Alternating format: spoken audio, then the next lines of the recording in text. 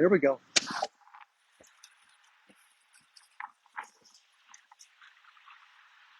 Which way do you want to go, Don?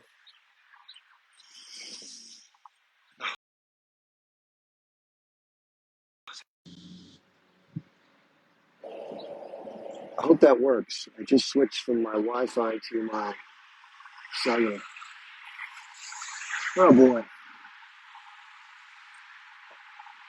What's up, Candy? How you doing? I don't know if you've been here before. What's up, everybody? Late start today. I apologize. I just was not feeling well earlier, and then I went on some Zionist lives to make myself feel a little worse. I know, glutton for punishment. But, oh, Shabbat Shalom, Poker Queen. Yeah, there you go. Well, I'm happy to give you that greeting back.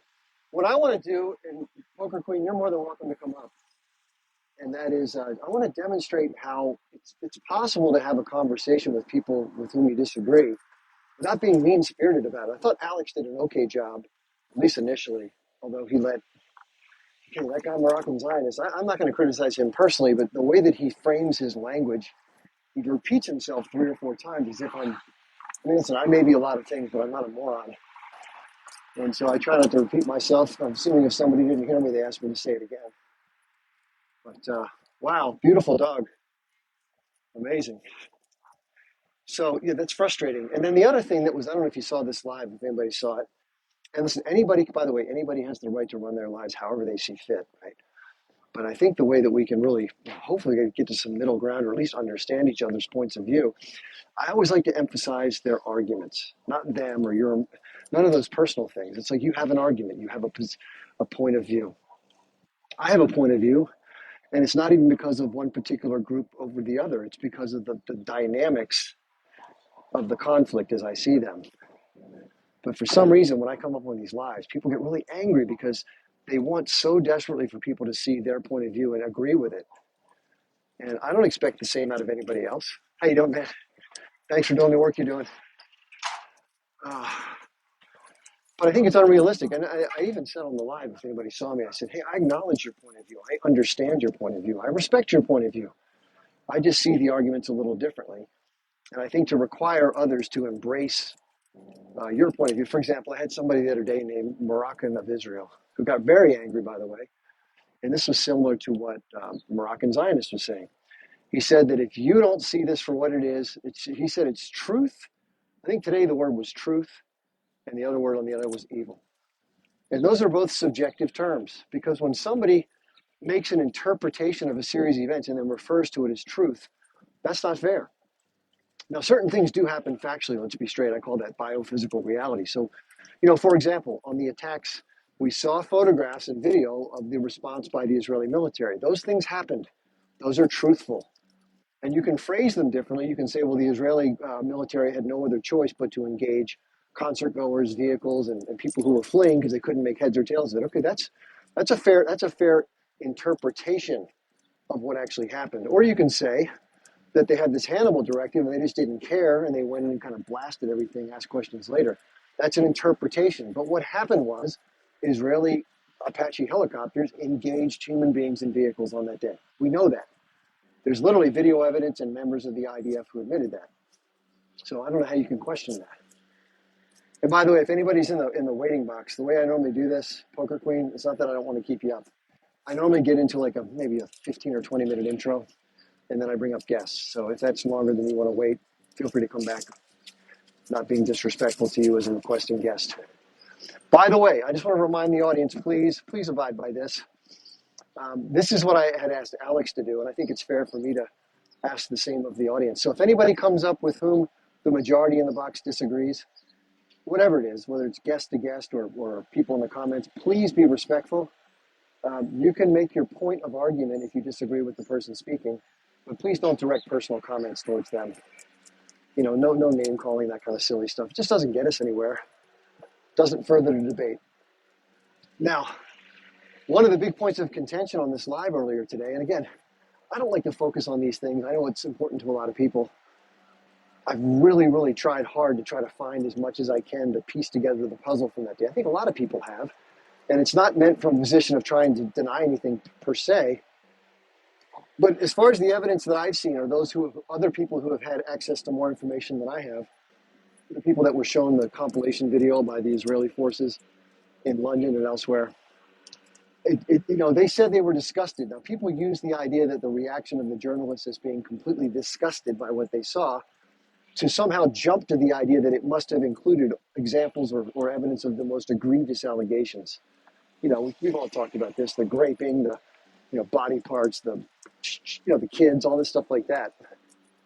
And none of it would have happened had it not been for the attack that day, whomever did it. So you have to acknowledge that. That's true. I don't think the attack would have happened had Israel done different things over the course of the last 75 years. And you can always go back and forth and say, well, because the PLO did this, that we have to do this. Okay, I get it.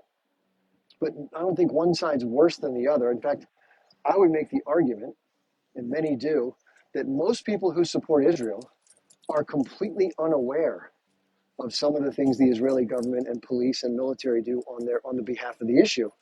And therefore they think, I think erroneously so, that what their troops and what their police are doing in the West Bank and Gaza is moral and justified based on the security of the Israeli people. I can understand that argument. Again, getting back to arguments. The reason I disagree with that is because from the things that I've learned over many decades, both the language used to describe what the Israelis do, including their justifications for it, as well as the actual behavior, goes so much further above and beyond what's necessary for basic security. That's the problem that I have as sort of an observer. And I'm not actually pro-Palestinian, although I take the position on this issue. I'm pro the oppressed. I'm for those who I think are being mistreated. Not that I'm for the H group or for the attacks or the elements of the attacks. That's a silly argument. Nobody's for that stuff. And it has nothing to do with Judaism or Jewish or any of this other stuff. That's completely silly. God, I hate when people say that. Oh, it's just everyone's against the Jews. No, they're not against the Jews. People are against lousy behavior. When they see somebody mass murdering people in response to a situation where it clearly doesn't affect the outcome of what they're doing, they get naturally pissed off. Listen, if the script were flipped and it was, I don't know, let's say it was 25 or 30,000 Jewish refugees that have been, historically, there'd be such a total outcry. Even if the other side tried to find ways to justify it, one would say there's no way to justify that.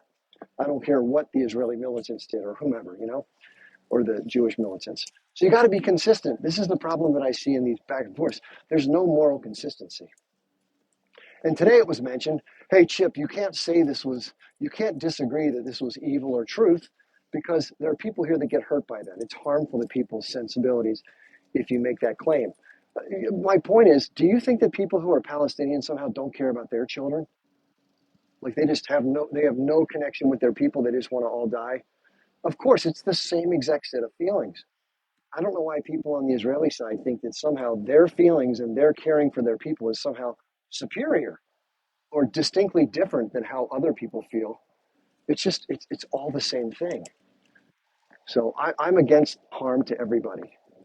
That's the point I try to make. And it just makes me sick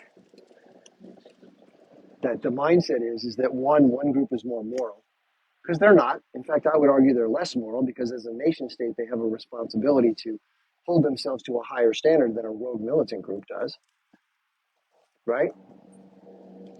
And then to point the finger at the other side as being barbaric, and then doing things that are 10 times more, 10x more, not even 10x more, I'll say 30x more in terms of being barbaric. I don't know how you can try to justify that. And again, I'm willing to listen to someone else's point of view if they disagree, and be respectful that I can understand how they see it from a different vantage point. That's the difference. And I'm kind of done going up on pro-Zionist lives. I mean, I've said that before, but I'm really done now, because I asked somebody earlier today named Alex is here if he would. I stopped in. He let this is typical. The panelists all jump on and they take 7 to 10 minutes each to beat you up and bash you. Demand that you agree with them, and when you don't, they find you to be the devil and they think you're an anti-Semite. And then that's all it is. It's absurd. And so I was going to come back in as long as he held the floor reasonably. And of course, he let this one guy in named Dan, who's just a really, I don't know, I guess the nicest way to put it is a hothead, who just has no ability to have a conversation that's civil. And again, it comes back to somebody being morally outraged that you don't agree with them, which I think is an unfair standard to hold anybody in a debate. Maybe actually try listening for once in a while. If you listen to somebody else, maybe you'll actually come to learn some things that, maybe will round out your point of view in such a way that you can be more aware of what's really happening. The biggest thing that I find an issue with there is people like Dan and others, they just can't see it from more than one vantage point. The difference is I acknowledge their point of view. I understand their point of view. I respect their point of view. I disagree with their point of view. They don't acknowledge my point of view. They think it's immoral, that it's crazy. It's such people who are pro-Zionist almost 99% of the time are very closed off. And here's a good example of that for those of you who don't know. So during the course of these back and forths, I've politely requested, and I did this again today, that if there is specific evidence, not the UN report that has anecdotal information at the bottom that says it's circumstantial, that's not factual.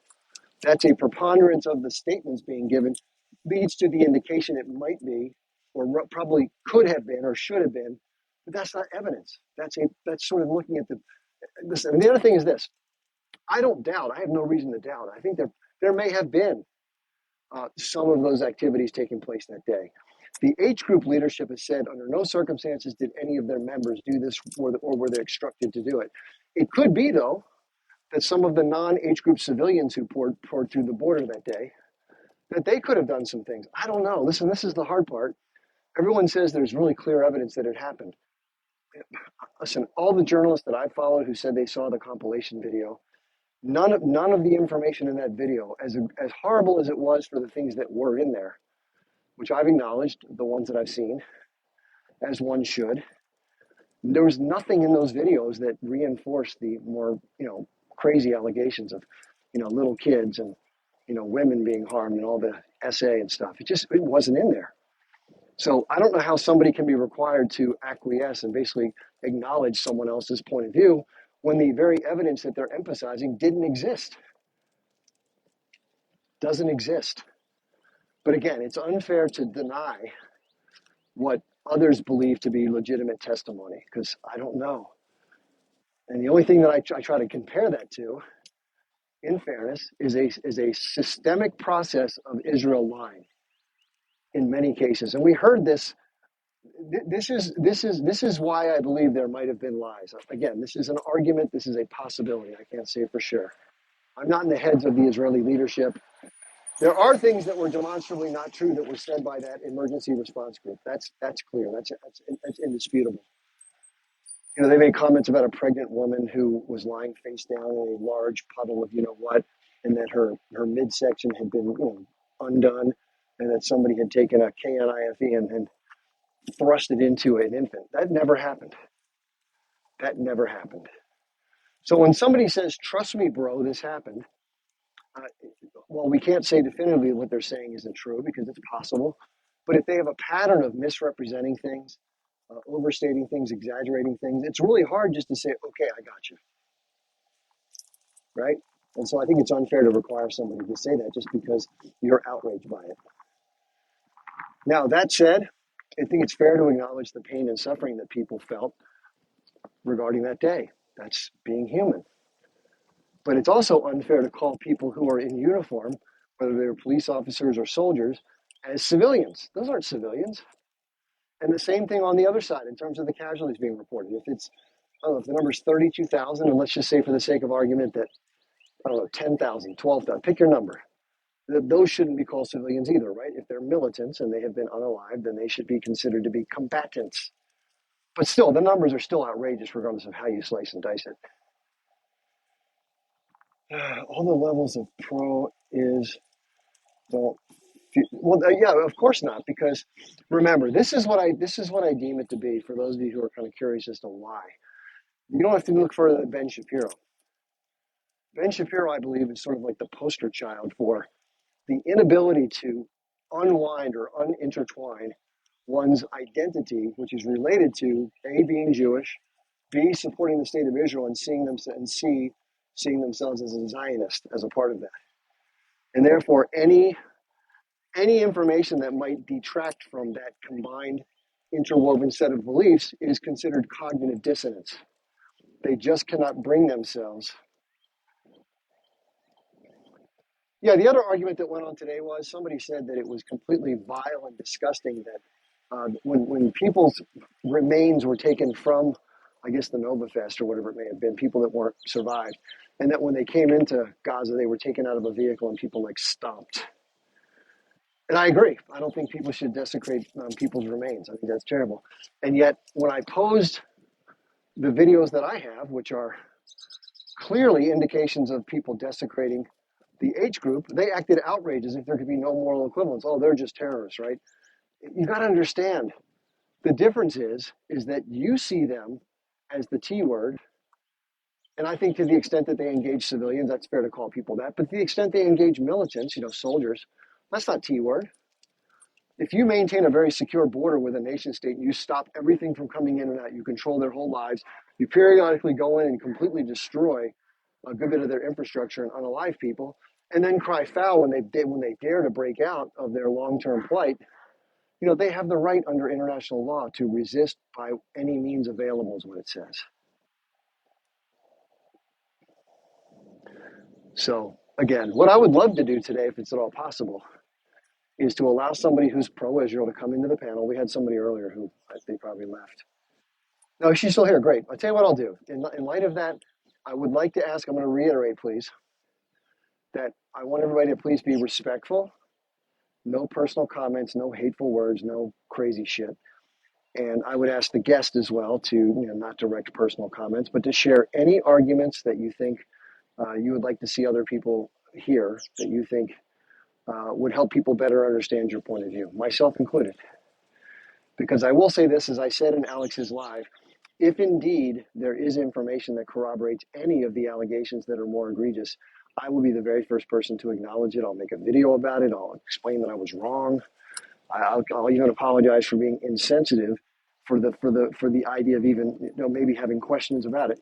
I don't want to be insensitive to other people's pain and suffering, especially women if they were treated that way. That's horrific.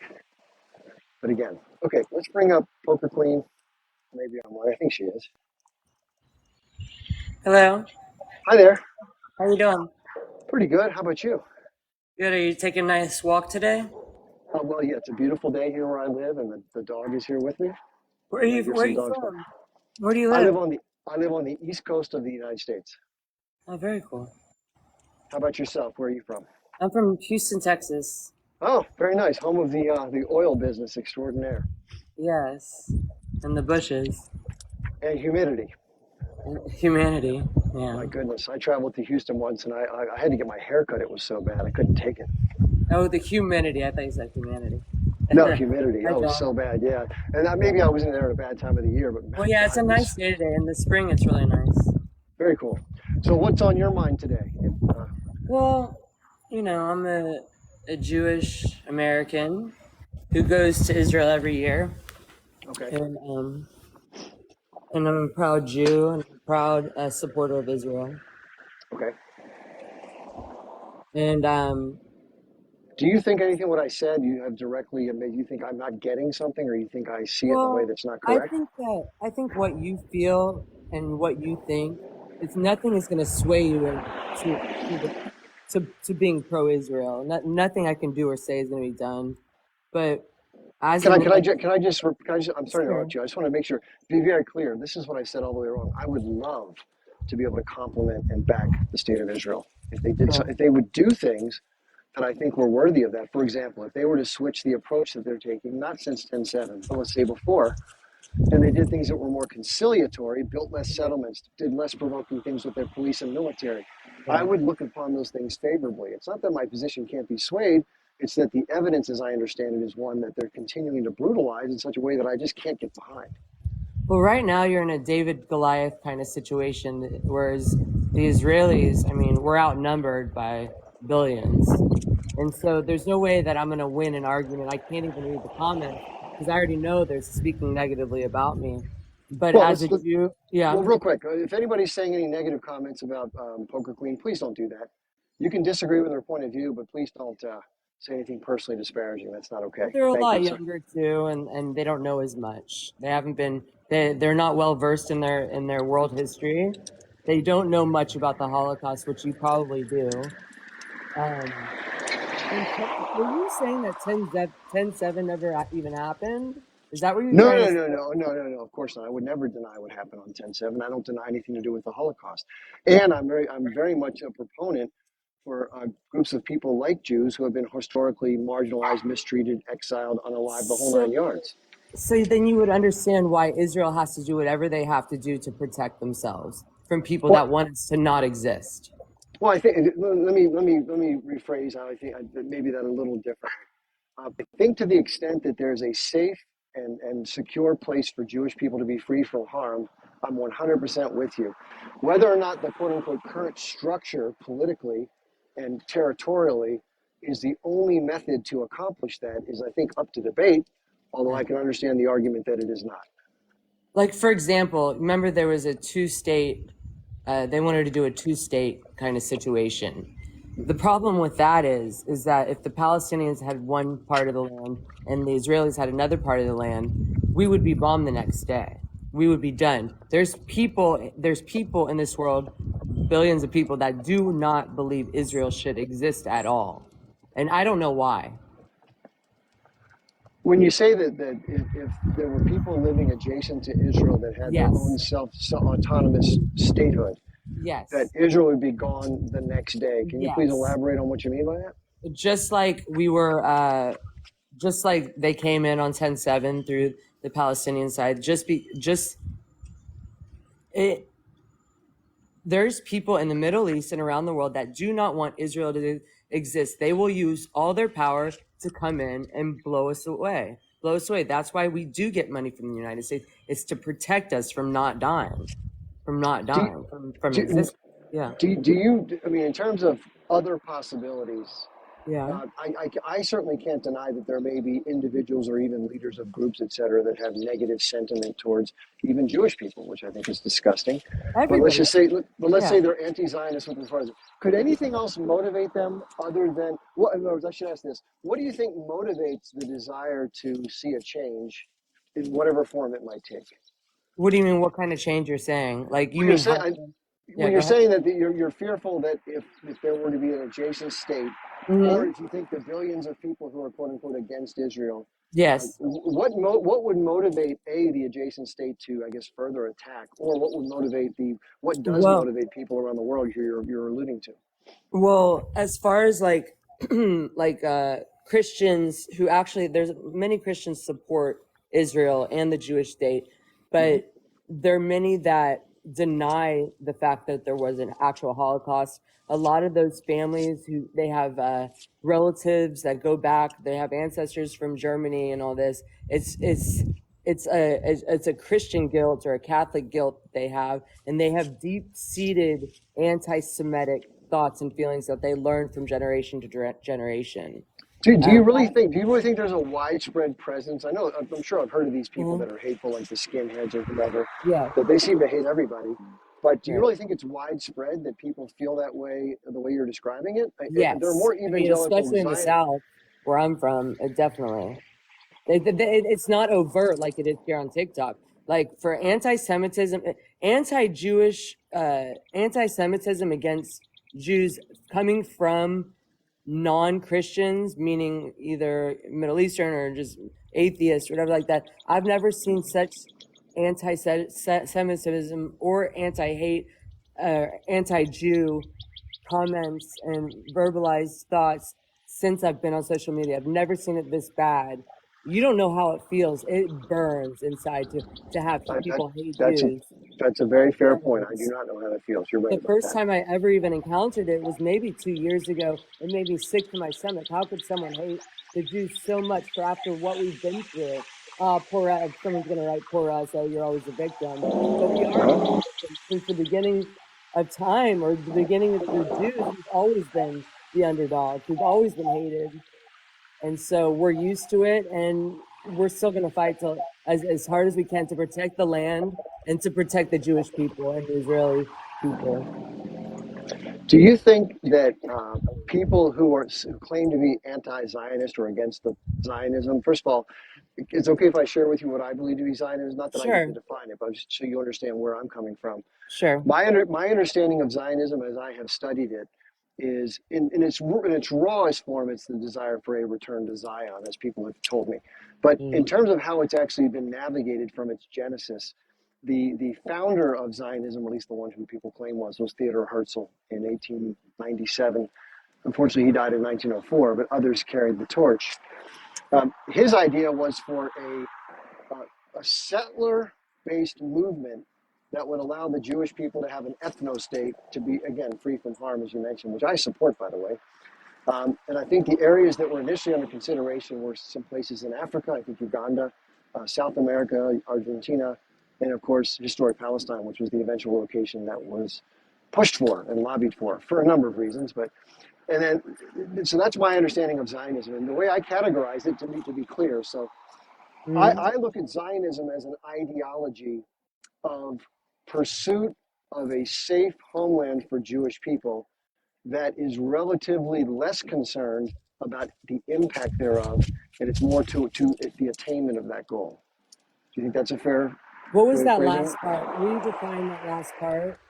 The last part is it appears to me that those who are proponents of Zionism are less concerned about any potential negative impacts that might accompany the aspiration for a Jewish ethno-state and more concerned with attaining it. What's wrong with the belief in having a Jewish state? That's what I, Zionism. I, I, Yeah, I didn't say there wasn't anything wrong with that. that's I well, said, that's the definition of Zionism, and they've taken the word and used it against us. I mean, it's literally the definition of Zionism is the belief in a Jewish state, a place where we can go to feel safe. For example, if America all of a sudden there's a concentration camps being built, we have a place where we can go to be safe. Bottom line. okay, and this is where this just to let you know exactly where I am, to be clear, because I've been accused of a lot of things. Okay, so I learned about this in 1989. I was in a political science class, and one of my classmates gave a senior project on the first Intifada, which I had no clue. I didn't know much about the history except for that there was a Jewish state called Israel, where it was a safe land for Jewish people, our friends, an ally of the United States, and there were a bunch of really crazy people that we called, T words, that all they wanted to do was unalive Jewish people, get rid of the state of Israel, and push Jews into the sea. That was my understanding going into that. Right. The things that I was exposed to by the research that this particular classmate of mine did contradicted much of that foundational belief that I thought I knew, and it really shook me up insofar as there was just a whole part of the puzzle that I was unaware of, and having that context and nuance that I did not have before gave me a different vantage point from which to consider how I looked at it in terms of weighing pros and cons. And the last thing I want to say is, I told you I support the idea of a safe place for a Jewish homeland. Thank you. So in regards, I'm supportive for the aspirations to be free from persecution. Where I diverge is trying to balance that support with the potential harm to others, of course, to no fault of their own, were harmed as a part of the changes that occurred For accompanying the that Palestinians, you're aspiration. saying. You're Well, saying for the Palestinians. at the time, this is the disruption that happened. 700,000 plus people, most of whom were Arab Muslims, but some of whom were Arab Christians, and some, yes, that's basically the layout. A lot of them were forced off of the place that they had called home for a long period of time, multiple generations. And in that same territory, I acknowledge that there were, you can call them the territory. This is the Roman territory going back about 1,000 years ago. The Romans declared the territory on their conquest as Palestine or Palestine according to the Arabic alphabet. And so therefore they referred to the people living there as, Palestinian Jews, Palestinian Arabs, and Palestinian Christians. Or the Mm. Arabs were both Christians and Muslims, whereas Jews are sort of a combination of ethnicity and religion, Judaism. It's So not in that, really. It's not really because most of the people in Israel, they're not religious. It's just the fact that yeah, they're Jewish and safe. I The think I the think thing in terms is, of colloquial language, a lot of people use the terms interchangeably. They say if somebody's Jewish, that can mean their ethnicity, or it could mean their religion, or it could mean both. right? Well, after But yeah, the war in Germany or in Europe, of course we needed a safe place to go, and anybody will do anything they can to be safe in a place around people that love and respect them. And unfortunately, that's what we needed. And hopefully that won't happen again. And if it does, we have Sure. Israel to go to. So that's all. Well, okay. So I can understand that argument. It's not one that I would necessarily, say anything disparaging about. But at the same time, if you were one of the Arab families predominantly that were the residents of that particular region at the time when this In occurred, which was, 1948, yeah, but again, going back to again, this movement a was thousand established. years. The inertia of the movement I mentioned from 1897, where Yeah. the founding of the concept was. Many things did occur, from immigration to push for territory to trying to destabilize the British presence with the mandate after World War One, et cetera, that were long before the establishment of the state and World War II, which was the most horrific persecution in the history of Jewish people, that affected the shaping of the future. And so those precipitating factors, as far as I've looked at them, were what, in other words, if you look at it from this vantage point, it may not be easy given the things that you've shared, but if you sort of flip the mirror, and if you're a member, if you're, let's say you practice Islam in the territories that have been, I mean, some people have called it colonized, but the people that were living there were primarily Arab Muslims, and the vast majority of that population. And yes, there were indigenous Jews to the region, but the vast minority population-wise, you can go back and look at the Right, table. there were tribes living there. There was tribes living there. Yeah, and I it mean, was a little. it was given to us by the British in 1948 because it was a mitzvah by them to give it to us. It was a mitzvah, a good deed. It was nice. I mean, we needed a place to go. Yes, there was tribes living there. Unfortunately, so was Native Americans in the United States. But Yes, you I know, agree. That's a fair, consistent point to raise. I guess the question would be, in terms of analyzing any change of ownership of land, is it ever fair, whether it happened here in the U.S., whether it happened 3,000 or 4,000 years ago in historic, you can call it Israel or whatever you want to call it, or if it's happened 1,000 years ago or even 75 years ago, is there any a time when that's considered okay, even though it's typical? what is okay? That what is For okay? a group of people who are living on a land peacefully to be dispossessed of that land with I force. mean, it happens in every single continent around the That's world. that's what I just said. I said even Yeah, though it's typical, is it okay? right. Is it considered moral? I don't know. I mean, ask the Native Americans, to be honest with you. Well, here's a juxtaposition that I try to use in sort of trying to be fair in my analysis. So I've made videos calling it the script were flipped. Mm. And so I know this is an odd thing to have to go. It's a thought exercise. It's not realistic. It's not the reality of the history. But if it were, because I've been accused of taking sides regarding Palestinian Arabs, and I'm somehow I've from a Pal- noticed. I've noticed. but here's really where I am. If there were a number of larger, predominantly Jewish populated nation states in that region, for whatever Right. reason, and the Arabs were a minority population, Uh-huh. and in this case, there was the decision by the UN and the Right. British mandate to establish an Arab state, an ethno state, Right. in a historic region that was a majority Right. of Jewish population, and they thought that they had a legitimate right based on their, Right. multiple generations of living there side by side with Arabs, Right. and all of a sudden, a British overseeing power after World War One decides to shift things up. And so in this case, let's just say the Arabs come in and they forcibly disrupt the territory. They emigrate to the territory in great numbers, not to have the majority, but enough that it Right. significantly changed the thing. And then they were given, based on a partition plan, 65% of a series of land, but being 30% of the population. That would seem to me to be unfair to Jewish people. Well, unfortunately, we'll never know because 6 million of us were killed in the Holocaust. So we would be up. Maybe we would be have numbers up to where the Muslims or Arabs, their numbers are much higher because we were taken away. We were all killed in the Holocaust. We'll never know. We'll never know. So this small area called Israel, very small compared to the rest of the Middle East, which is huge. We want that one little area just for us. What's wrong with that? To be Well, safe. what I was Nobody wants trying to to go do, away. what I Yeah. was trying to do before we jump back to the historical inequity that occurred, I was trying to paint a scenario that, while it's not factual or historically correct, it's sort of trying to create a series of situations that, if one is going to use the same objective analysis in terms of taking a side or looking at the variables, that in this case it would be consistent to advocate for the dispossessed Jewish members who were a majority in the territory, whose families were sort of scattered and unfortunately unalived in many cases in large numbers, it wouldn't have been fair to them. It may be part of the historical pattern of land dispossession, but it wouldn't be considered fair. And I would understand historical grudges by Jewish, descendants of those same people who were harmed as being upset and wanting to try to right that situation. That's not the truth. I mean, Middle East, you have the entire Middle East.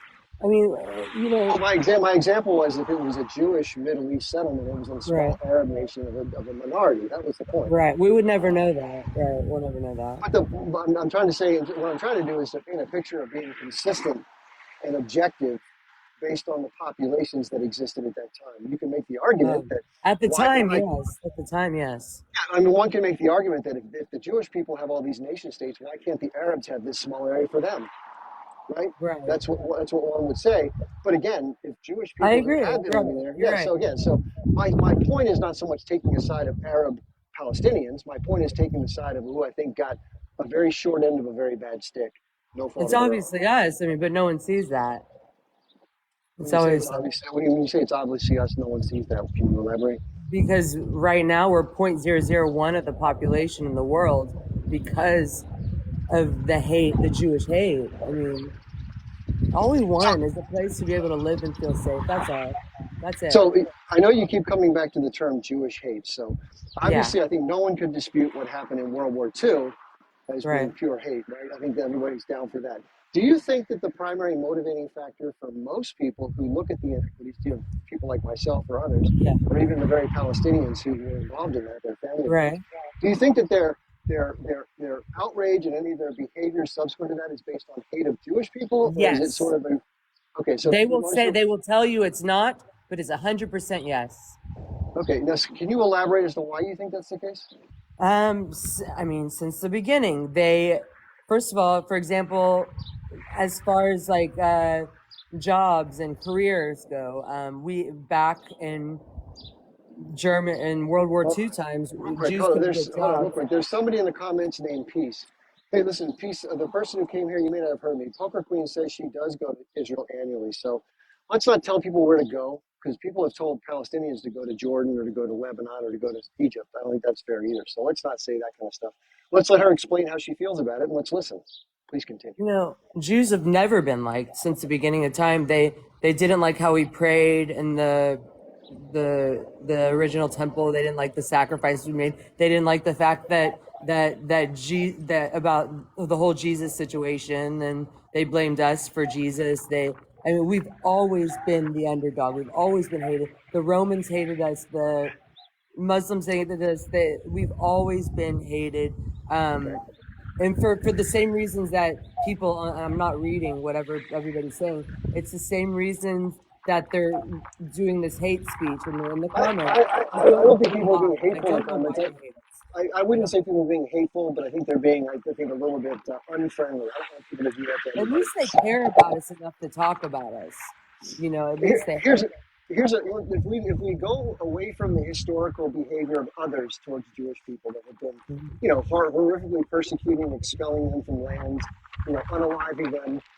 Here's a fair question to ask. So if you look at the modern era, let's say from 1885 to present, which is, pretty much the era within which the Zionist movement was sort of drummed up and sort of was formulated, right? That's fair. We talked about the history.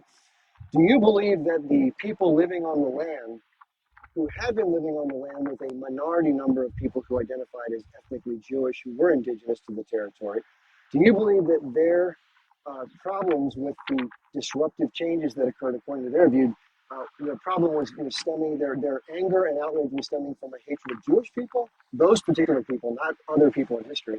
Or do you think it was done based on territorial problems or some combination of the two?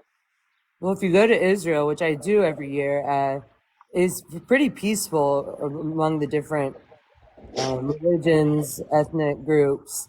It's very peaceful. I said this earlier, and somebody got bothered that I've never seen any anti-Semitism until I've been on TikTok.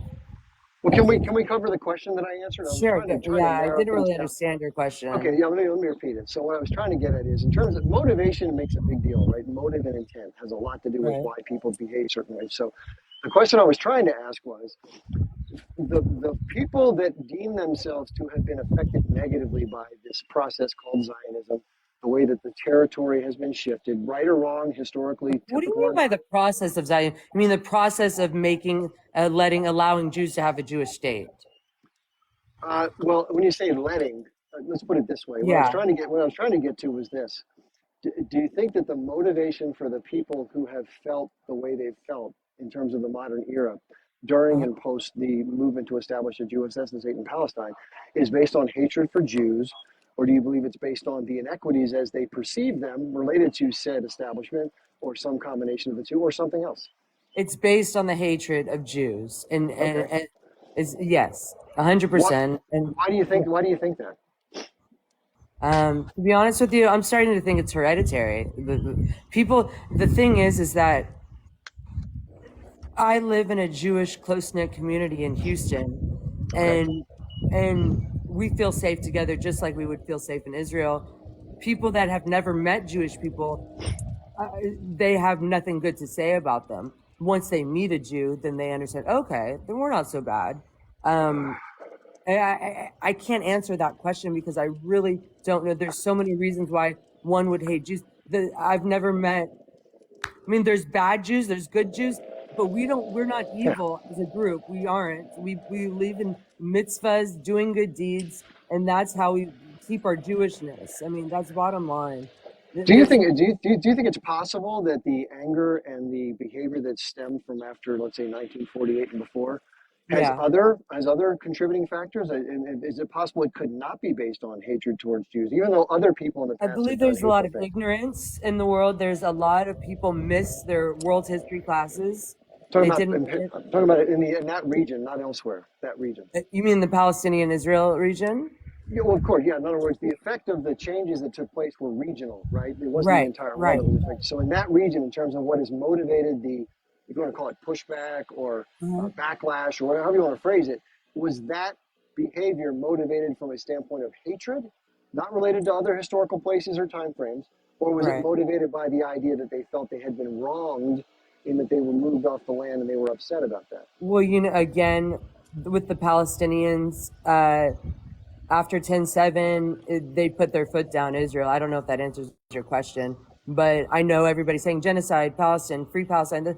The thing is we're thinking of ourselves too and protecting our country. That's all I have to say. I don't know if that answers your question, Well, but you can answer it. You can answer however you want. I guess what I'm uh, trying to explore, though, is in terms of motivation. A lot of times, what I've heard and others no, have there's no heard when hate towards the Palestinians. There's no hate. It's no, protecting. I Yeah, didn't mean from the yeah. Israelis towards the Palestinians. I meant so far as sort of categorizing the motives for what has prompted the exchange of clashes and problems since the establishment. I've heard a lot of people make the claim that it's just an abject sort of irrational hatred of Jews. That's been a Right. historical reality for times. And I guess is it possible for you to see a scenario where that is not the primary motivator, or you're always going to stick to that as what you believe?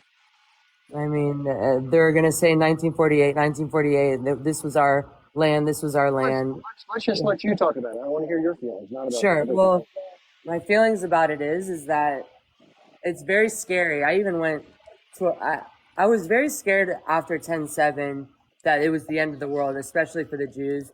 I thought there was going to be another. I thought we were going to be bombed. I thought that they were going to come house to house and come get us. Um, it's very scary. And when you see a bunch of Zionists or pro-Israel, pro-Jewish people in a room and they feel safe together, there's nothing. It's such a good feeling that I can understand that. when you go on these other live pages and all the hate and the Jew this and anti this and anti-Israel this and these Jews that are not even Zionists, whatever. I think they need to delete that word Zionist and just say a belief in a Jewish state because I, I'm jumping around a little bit. The bottom line is I'm feeling a little bit more positive. There's not going to be another Holocaust. That wouldn't happen because people are using their words to get out their anger and hate towards the Jews and Israel people. I truly believe people are more educated now and not going to make that decision to put us in that position again, the Jews. Bottom line, that's all I have to say. So if somebody acknowledged your historical sort of, I'd say, vulnerability to being Right. persecuted, acknowledge that, and at the same time said to you that, hey, I acknowledge that, But I can tell you from the bottom of my heart, and I've heard somebody say this in this way. He Right. said that I don't care who it was, if my cousin, who is Arabic or Yeah. Muslim, came by and stole my family's house or kicked out my village, Right. What do you? my enemy would be my cousin, and it's not because he's Muslim or Jewish; it's because of what Right. he did. Do you think Right. that's a reasonable? Is that unreasonable and just completely void of reality, or do you think there's something to that? I don't know. I think we need to move with the times. 1948 was a long time ago. It was a long time ago, and people bringing this up right now, it's very, very. It's trying to find a way to just get us out of our homeland. That's it. Now, Yeah. here's another question: if the political boundaries, because most nation states, it's a political boundary, right? We know the United States has its boundaries, Mexico has its boundaries, Israel Right. has its boundaries. The Palestinians, unfortunately, have sort of this weird situation where their boundaries aren't very clear. Israel's boundaries also are not fully delineated. They sort of have been kind of straddling this zone where they say that the territory they've taken over since '67 is theirs, but Right. their officially recognized borders on international maps are not don't reflect those same Well, that's declarative also. statements. I mean, there was a treaty, and we were given that land. We tried to give it back to them, and we're taking it back. Bottom line. Who's they? Israel, Israel. We we No, we you said we tried to take that land and we tried to give back that land, and we they took. try we've tried. They've asked for land. We've given them land. The Palestinian people. We've given them, and we give and give, and they want more and more and more. And the thing is we let something like that on 10/7 happen. It's not going to happen again. I'm curious. Have you read any of scholarly works about the specifics of the negotiations that have taken place over the decades vis-a-vis the quote "we gave them land" argument? We did give them land, and we. Well, I I'm mean, saying that wasn't the question. You're sharing your determination. I'm asking you if you've studied any of the scholarly work vis-a-vis the yeah, negotiations. Hebrew school. Uh, Okay, but nothing that doesn't reflect necessarily an Israeli only point of view.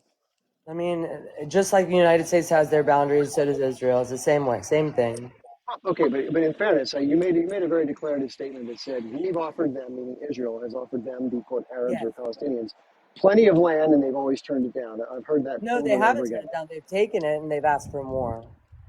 When you say they've taken it, what do you mean by that? They've taken land. We've given them land, and every time they want more, and the more and more they want, it's never going to be enough. The more land When did Israel give people who are when did they give them land? I'm not sure what you mean. the Palestinians. I mean, didn't we give them the Gaza Strip? We gave them Gaza. We gave them. I mean, that's this. Didn't this? Yeah, we gave it to them. Okay, so that's one way to phrase it. So Yeah. in other words, when I come down the street and I grab somebody's car and I Hmm. take it and I use it for 12, 15 years, and I bring it back. Am I giving them back their car? Right. Well, unfortunately, we had to take it back because of what happened on 10/7. And what's happening in Palestinians, I'm sorry that's going on, but this can't happen again to Israel like it did on 10/7. Bottom line. Well, what I'm trying to do, in fairness, is to establish the reference points because others have been critical of people who say, for example, Secretary General Antonio Guterres at the UN, he said, while he condemned the attacks of 10/7, as I'm sure that most do, he said that we all know it didn't happen in a vacuum. What What do do you you think he mean meant by by it that? didn't happen in a vacuum? I've heard you say that a few times. I'm asking you, what do you think he meant? That's a fair question. What do you think he meant by that? Because it didn't happen in a vacuum. You mean like we deserved it, or Well, hold it on. came after that? I think deserved is probably a very strong word to use. I would say that. Well, because I mean, it sounded like you said that it didn't happen earlier. That no, you no, saw no, no, no. pictures. No, I've never said those things. You're definitely making a point that I didn't make. I've Right. acknowledged every aspect of that, other than the things that have not been definitively Right. proven. So I think that's a fair standard to What do hold. you mean by But proven? Like, what hasn't been well, proven? before we get to that, we had about a 2.5 hour live earlier that we talked about that exclusively. So I don't want to cover that ground right this second. But I mean, the, everything has been proven. It's obvious that there's some okay, serious hate going on in this world. there, there's there are a lot of conclusive statements that people believe to be factual Hmm. about this and other conflicts. That I talked earlier in the conversation about objectivity. And so, for example, you can look outside. If there's water coming out of the sky, people can say it's raining slightly, it's raining heavier. Those are descriptions and beliefs about the circumstances being But observed. are you denying something? I just want to know. Are you denying something? No, no, I've not been denying anything. I've certainly had Do you believe difficulty. that 10/7 happened? Of course, this is What the second happened? time we've. This is What the happened? second time we've. But what happened? Before we fast forward, I'm happy to cover that ground. Let's cover one thing at a time. We're jumping quite a bit, so I'm trying to establish a sense of objectivity and reasonableness, like I did earlier in terms of the land. So, in terms of what motivates people, this is the most important consideration. I know you said a second ago, it's too bad we have what we have, deal with it. That's sort of the idea. And the 10/7 happens, and therefore all bets are off. That's sort of what I heard you Yes. say. Yes, it's true. Okay, okay. So, when we said context, I mentioned context. This is something I do all the time. This is nothing exclusive to do with this conflict. When one is looking at any political situation, geopolitics, the context is everything. It's everything because it explains the motivators, what I talked about earlier. Why would someone do something? Exactly. Why would someone do that? Right. So in terms of context, I don't know why. when someone uses the word vacuum, like Antonio Right. Guterres, I was asking you. I didn't say that it was deserved. I said, what do you think he meant by saying that? I mean, define to a vacuum, meaning when you say that, I say things that led up to it, things that Yeah, led up. in other words, yeah, the broader context, the history, the actions, the other things that have Right. accompanied that have preceded this, right? But why do we have to look at history when we see something like this, the evil that happened on Seven? I'll give you. Why do we have to look at history to know All that right, is wrong? That is I'll give you a great example. So this is I use this story all the time. So this is about context. Okay, so you have a friend named Jane, and she's got a boyfriend named John. They live together. And so one day you hear through the grapevine from one of your close friends that Jane stabbed John in the shoulder this past Friday night. You're thinking to yourself, what the hell? Why would Jane do that? That's crazy. That's evil. That's horrible. Why would anybody just stab somebody? Now, right. another friend of yours you bump into a few days later, and you say to her, hey, did you hear about Jane? She stabbed your boyfriend. She's like, well, let me tell you what happened. John had been drinking all night, had Right. beat the crap out of Jane in the kitchen, and she was able to grab a kitchen knife, get him in the shoulder, and get out the back door. Now, do you see Okay. how that context changes the story quite a bit? Right. So that's I what I'm talking so about context. right. Well, I mean, the thing is that I would love to hear an explanation as to why someone would come in, rape Israelis, and kill them. And I don't, again, I don't know if that answers your question, but there's obviously some angry people at Israel and Jews, and I'm sorry that they feel that way, and now we know. So. So again, so you know that the age group, you know when the age group was formed, right? What is this age group that was formed? This is another lingo I don't understand. What do you mean by that? It's called TikTok friendly language. If we say things like the word RAPED too much, they'll Oh, I'm sorry. block I it. was using it as like a historical event, It's like okay. No, it's something. okay. I'm not getting on you about it. I'm just letting you know you asked a question. I'm answering. So the age group, you can call them Hamas, but we just don't want to say it over and over again. Do you know why that group formed in the first place? Like, what was the modus? What was their motivation for forming themselves? Was it just hatred towards Jewish people, or did it Same, have something to do with ISIS, context? same reason ISIS was created too. It's just a hateful terroristic group. Sorry, Shmer, whatever, a terroristic group that was formed, not using military law, and I mean, when there's wars and other wars around the country or in history, there's Yeah. war. There's organized war. It's not organized. I mean, but they don't come in rape your people. Sorry, whatever you use the word. They don't cut heads off. They don't do disgusting. You can say SA, decap, things like that. Just keep Well, it this is simple. stuff that actually happened to the Jewish and Israel people. I Well, mean, hold on one sec. when So we have war, we don't do let's not that. we're jumping again. We're But you talking don't about think that motive. had happened? I you're putting. This is one thing Sorry. you continue to do, Polly. I'm a poker. I've never once said what you said, But it but you keep saying happened. you keep saying what I said. I've never Right. once denied 10/7 as an event. Right. You keep please stop saying that. Okay. So I think there are questions that not just Chip Barnes, but Yeah.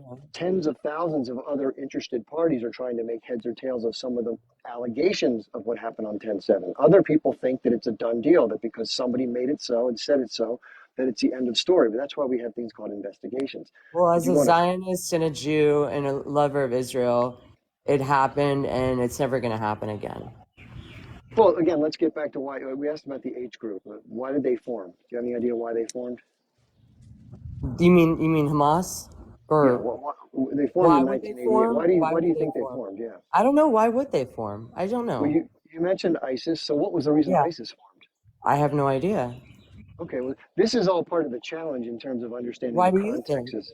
Why do you Well, think? everyone has different motivations. The ISIS group formed as a part of a former set of Sunni administrators that left the Iraqi government who were not being paid anymore, and they became radicalized and joined a group for a caliphate, which went through northern Iraq and Syria to Mhm. basically unalive anybody with whom they had a disagreement from a religious standpoint.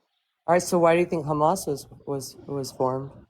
Well, what motivated the ISIS group to form was anger towards apostates. So they Okay. would go, So so they would terrorize people, and they would show every single video of what they did about people with whom they disagreed and they thought weren't worthy of living. Okay, that was their motivation. Now, what do you think motivated the issue? Were they similarly motivated? They think that anybody who's not a part of their religious belief deserves to be unalived. possibly, Okay, possibly. do I they? don't. I can't really tell you why a gang member joins a gang. I don't know. I don't know. I don't have hate in me. I'm not evil. I don't know Okay, why. so you're from the United States, right? Yeah, I'm from Texas. Okay, great. So you're from the U.S. I didn't know if you're just there temporarily, if you're from here. So I'm sure in school, like all of us, you studied the Revolutionary War, right? Sure. Okay, we all know You what mean like happened of there. the So United States? Yeah. we had the British government and the Oh, the crown, British. Yeah, I was thinking about which the Civil which War. But yeah. which occupied the original colonies, and there was Right. people that lived in the colonies who were unhappy with being colonized and having to send money back to the crown and deal with them being under their administrative Right. rule, right? So they formed the Okay. United States. Yes. Yes. Yes. So, Yes. Yes. well, it didn't quite happen that quickly. So, what happened in stages that allowed the colonists to overcome the British occupation? Okay. No, What did? I was asking you what. So, you've heard of the Boston Tea Party, right? Yes, of course. Okay, that's an act of civil disobedience. It's not violent, but it's disobedience that's probably against the law, right? But it doesn't actually involve muskets or people unaliving each other. Right. And most people who are trying to get past their plight, if they perceive to have one, tend to use less aggressive tactics first, and then they Right. escalate them as they feel to be less of an opportunity to achieve their goals with those, I guess you'd say, less harmful tactics, right? Okay. That Okay. makes sense? All Now, right. and this is something that most people probably don't take a whole lot of look at. It's not in our textbooks, It's but good. I like to uh, hear it.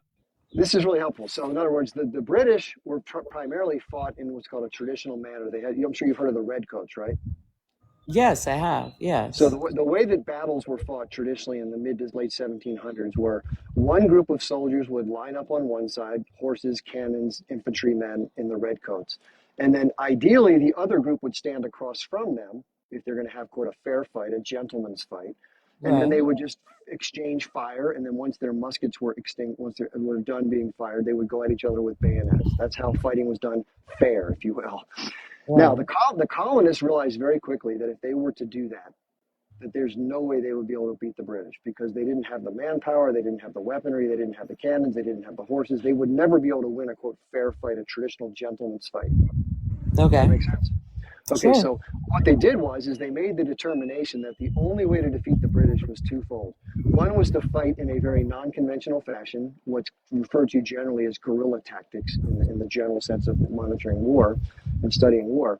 And secondly, they would go into the homes that had been taken from the people in the colonies and they would basically terrorize the families. They would go Okay. after the dog, the cat, the mother, the whatever. They would just go in and basically shock and awe to make Okay. sure that the British knew they weren't welcome, right? Okay. Now, Okay. guess what the British called the colonists for taking up guerrilla tactics and doing things that were considered horrific at the time? What? What they Take a call wild me? guess. Take a wild guess. I don't know. Oh, terrorists? I don't know. Yeah, exactly. Yeah. So, in terms of context, if you have a group of people that are less well equipped, that have a disproportionate, there's an asymmetry in the power structure, and Right. they feel like they've exhausted legitimate, peaceful options to try to secure what they believe is an equitable future for themselves, they generally at that point start to do other things which are more escalatory. I think what you're trying to say is that from 1948 until now, people have been getting more angry and angry, and it finally came to this. Is that what you're trying to maybe say? I'm not necessarily talking about the specific attacks of 10/7. What I'm more so is framing the concept of when one group has the impression that it's being oppressed unfairly by another group, militarily, administratively, whatever, and they don't see a light at the end of the tunnel. They try things which they believe are reasonable to achieve their Mm-hmm. goals, and the opposing power does not leave them options which they can resolve their plight peacefully. They almost always resort to armed struggle. That's a very consistent pattern in human history. Okay. Okay. Okay, so in light of that, if you look at the historical nature of this particular conflict, and this is not unique, obviously, but you can look at places like South Africa. This happened in South Africa with regard to the African National Congress. In fact, Nelson Mandela, before he was lauded on the international stage as a hero, was called by the minority white government in South Africa a terrorist Mm-hmm. because they took on basically unconventional tactics and what would be considered abhorrent tactics to try to achieve their political goals. Right. Again, what they say is this is the term: one man's terrorist is another man's freedom fighter. That's And the what term that. Hamas, and going back to Hamas, what they did actually just, it only hurts the Palestinians. Look what's going on right now. Well, one can make the argument for the British, and by the way, I'm sure you know this too, maybe you don't. But what do you Mm, think happened initially when the soldiers started picking off British soldiers on convoys or going into their homes and terrorizing their families? Do you think any got caught? I don't know. Do Yes, they? they did. Guess Uh, what happened to the local population when these things started to occur? what? What? The British cracked down and made it far worse for those who didn't participate. In other words, Okay. if you're a business owner and you didn't want to get involved because, hey, life's not that bad. I don't want to get So into what are you armed trying to struggle. say? How do you compare this to what's going on in Israel? Well, in other words, it's very similar from a thematic basis, is what I'm saying, Right. for any armed struggle. Same thing with the ANC. In the short term, the predominant power with asymmetric military and financial power almost always crushes any Right. short-term dissent in ways that are extremely punitive. Right. Well, you Okay? know what? A lot of people, this is kind of goes to a different situation, but a lot of people say, oh, Jews, they've got all the money, they're rich, they've got this, they get, thank God we do. Thank God that our struggle has brought us to become more, to be business owners, to be hard workers because of the struggle, because now we have the ability to protect ourselves from what happened on 10/7 and what I happened in the understand that. I understand that point. So I want to go back to establishing a basis for consistent and a sort of objective analysis of struggle. That's what I'm trying to do on this. So do you think it was inappropriate for the South Africans, who are the majority population, but who are being oppressed by the minority white government, for them to try to get out from under their plight by whatever means they decided? No, Okay, I do you don't. think it was inappropriate for the American colonists, who, Yeah. under the same circumstances, although different, decided to also pursue that path because they felt like there was no other way to achieve their objectives, even in the short term, if the people suffered? Right. No, Okay, I so don't think it. in that same vein, which is a very similar type of mindset of any people, Right. if they have a perception of being harmed, doesn't mean Right. that the other side, the British, don't think they're harmed. They're providing a much better system. They have superior economies, more sophisticated people. That's what the British said, and they thought Okay. that the Americans were a bunch of ragtag thugs. And similarly, in South Africa, the white culture believed they were superior, and that the black culture was inferior, and therefore it was the right thing for society to oppress them because life was better in general for everybody, given what they believed was right. Okay. Okay. So what are Now, you trying to say? well, Yeah. similarly, it's no different in this circumstance. The reason I paint this picture is because I know you want to jump ahead to 10/7 and explain Right. how egregious that was from your point of view, and I don't Hmm. disagree. But the point I'm trying to make is that the But you same do disagree. You do disagree. this no, you have to hear me out. I'm trying to say it this way. I don't justify it one way or the other because it's not my place to do it. I'm talking as Right. far But as then why looking at the. are you doing it? I'm not. That's the point I'm trying to make. I'm not justifying it. You just said a second ago that you I'm just justified the saying, Americans why do you care so much? Why do you care so? I just want to know. That's a question. because Why do you care so much? because I learned of this, and it's something that has sparked my interest for a long time. As I told you earlier, if it had been Jewish people that had Right. been under the same circumstances, I'd be supporting their struggle. I That's the I point. respect you as someone that knows a lot about history, but what you're doing is not helping the Jewish or Israeli people at all. I'm Let me not put with it this way: respect. do you think I should have helped the South Africans or the British? No, but I don't think. Why should I feel? What I don't feel positively about what you go around and do. I don't think being against Israel and being against the Jewish people is not helping us in any way. We're a I'm not minority. against Israel. I'm not against Israel. I'm not against the Jewish people. You're mistaking my point. I'm applying the same objective analysis as I did to the other two conflicts that I mentioned. And in terms of the roles being played, as I see them, and most others who have analyzed this carefully see it similarly, who So aren't do you directly compare involved. Hamas to what happened in South Africa, and do you compare it to what's going on, what happened with the British? There have been different groups over the history of this conflict that have used what we call guerrilla tactics, or even you can call it T-word or freedom activities, if you want Right. to look at either. I'm not siding with either. I'm simply saying that I see things from the idea that if one group is oppressed, just as I would, just as I'm wholeheartedly behind the Jewish people that were ruthlessly oppressed in World War II, I'm equally against oppression in general. I think the American citizens were Okay. oppressed. I think the people in the colonies were oppressed, and I think the majority black population in South Africa was oppressed. So And where do you see? therefore, Okay, go ahead. well, I'm just trying to draw a logical, symmetry between these events. So the point is, you said that in the first two cases, the the struggle for the plight of the people who are perceptively on the wrong end of a very bad situation, they have a right to do what they have to do to get out of their plight, right? Yes. Okay, so if we look at this circumstance, and it was an imposition of a state, whether you agree with it or not, there were changes that occurred in the region, and some people, for whatever reason, were on the wrong end of the situation. Just like the Americans were when the Brits came in, just like the South Yeah. Africans were when the white population decided to control the territories. So similarly, because of that phenomenon, not the players, just that phenomenon, I analyze it under the same objective scrutiny. That's it, So, nothing more. so where do you see Israel in 40 years right now? In your opinion, where do you see it? Well, it's not. It's hard for me to make any sort of guesses along any lines. A number of things could occur on so many different levels that could affect the future of any of these circumstances. But what I would say is this: I, it seems like there's an impasse right now, in that the cycle of violence has continued back and forth. With the most recent, I'd say, sort of, uh, punch back has been done by the H Group on 10/7 from the Gaza Strip. We know Uh-huh. there have been other movements that have happened throughout the 90s and under the PLO, right? You're aware of those, right? Buses and Mhm. cafes and stuff like that. Okay, I'm not saying I Peace, agree with any of those activities. I'm peace saying that treaties. this is just the analysis, which is why I asked you earlier, if you recall, is have you studied or read books about the specifics that have accompanied the efforts to achieve peace? Yes, I have, and I know a lot about it. And when I go there in Israel, we're taught and we're about what has happened in Jewish history and what's going on right now. Yeah, yeah, Okay, I have. so in terms of the different agreements that were the accords that were trying to be worked out, whether it be Camp David or the Oslo Accords, any of those things. So this is my just sort of general conclusion. Maybe you'll see it differently, but I've read lots of authors about this. I've looked at Benny Okay, Morris's take. I've looked at Norman Finkelstein. I've read other authors about this.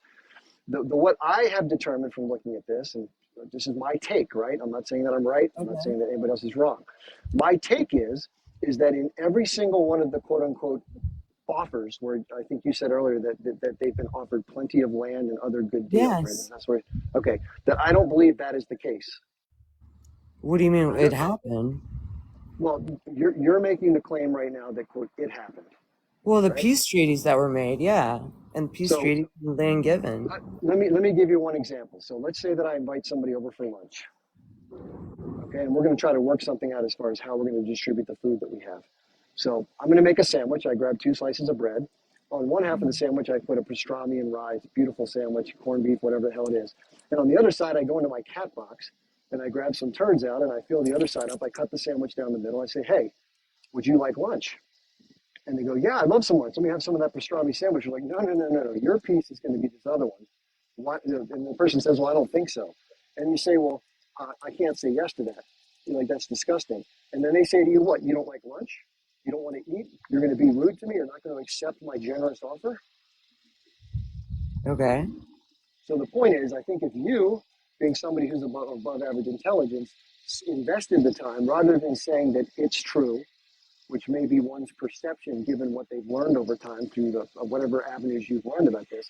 If someone as such as yourself would take the time to dig deeper and go through the details of this, you might also concur that while you don't want to admit this because it doesn't reflect well on the side that you currently think has been happening a certain way, that you will see very similar analysis that I have no reason to make that up. And even Israeli officials have said post negotiations that if I were Arafat or if I was Abbas, I would have never taken the deals that were offered by Israel. I appreciate your opinion. And again, it doesn't help us and it doesn't help the Jewish people. It doesn't help Israel.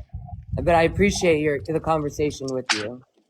Well, I think the point we're trying to raise is, remember we talked earlier that if somebody in power makes it impossible for you to resolve something peacefully, which you'd much rather do, it's easier. The Americans would have much rather had lower taxes from the British and less, administration from the British Crown. They would have probably not gone to war with the British if they were able to achieve those objectives. The reason why they did go to war is because they weren't able to. There was no political resolution that was satisfactory.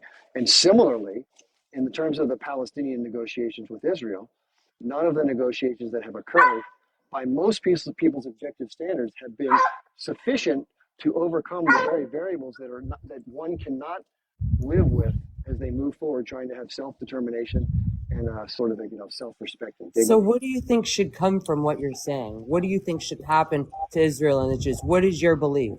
I want to know. Well, my belief is, and doesn't forget about this conflict, any conflict, if the power that's in place decides it's going to set conditions that no other sort of asymmetric, what do you want to call it, weaker power can accept. And Israel has had the upper hand. There's no doubt about that. So it doesn't have to necessarily. What do you mean by they have the upper hand? Militarily, Israel has by far a much greater and capable military. In addition, they have the backing of the United States and have had it since the thank formation. God. Thank God.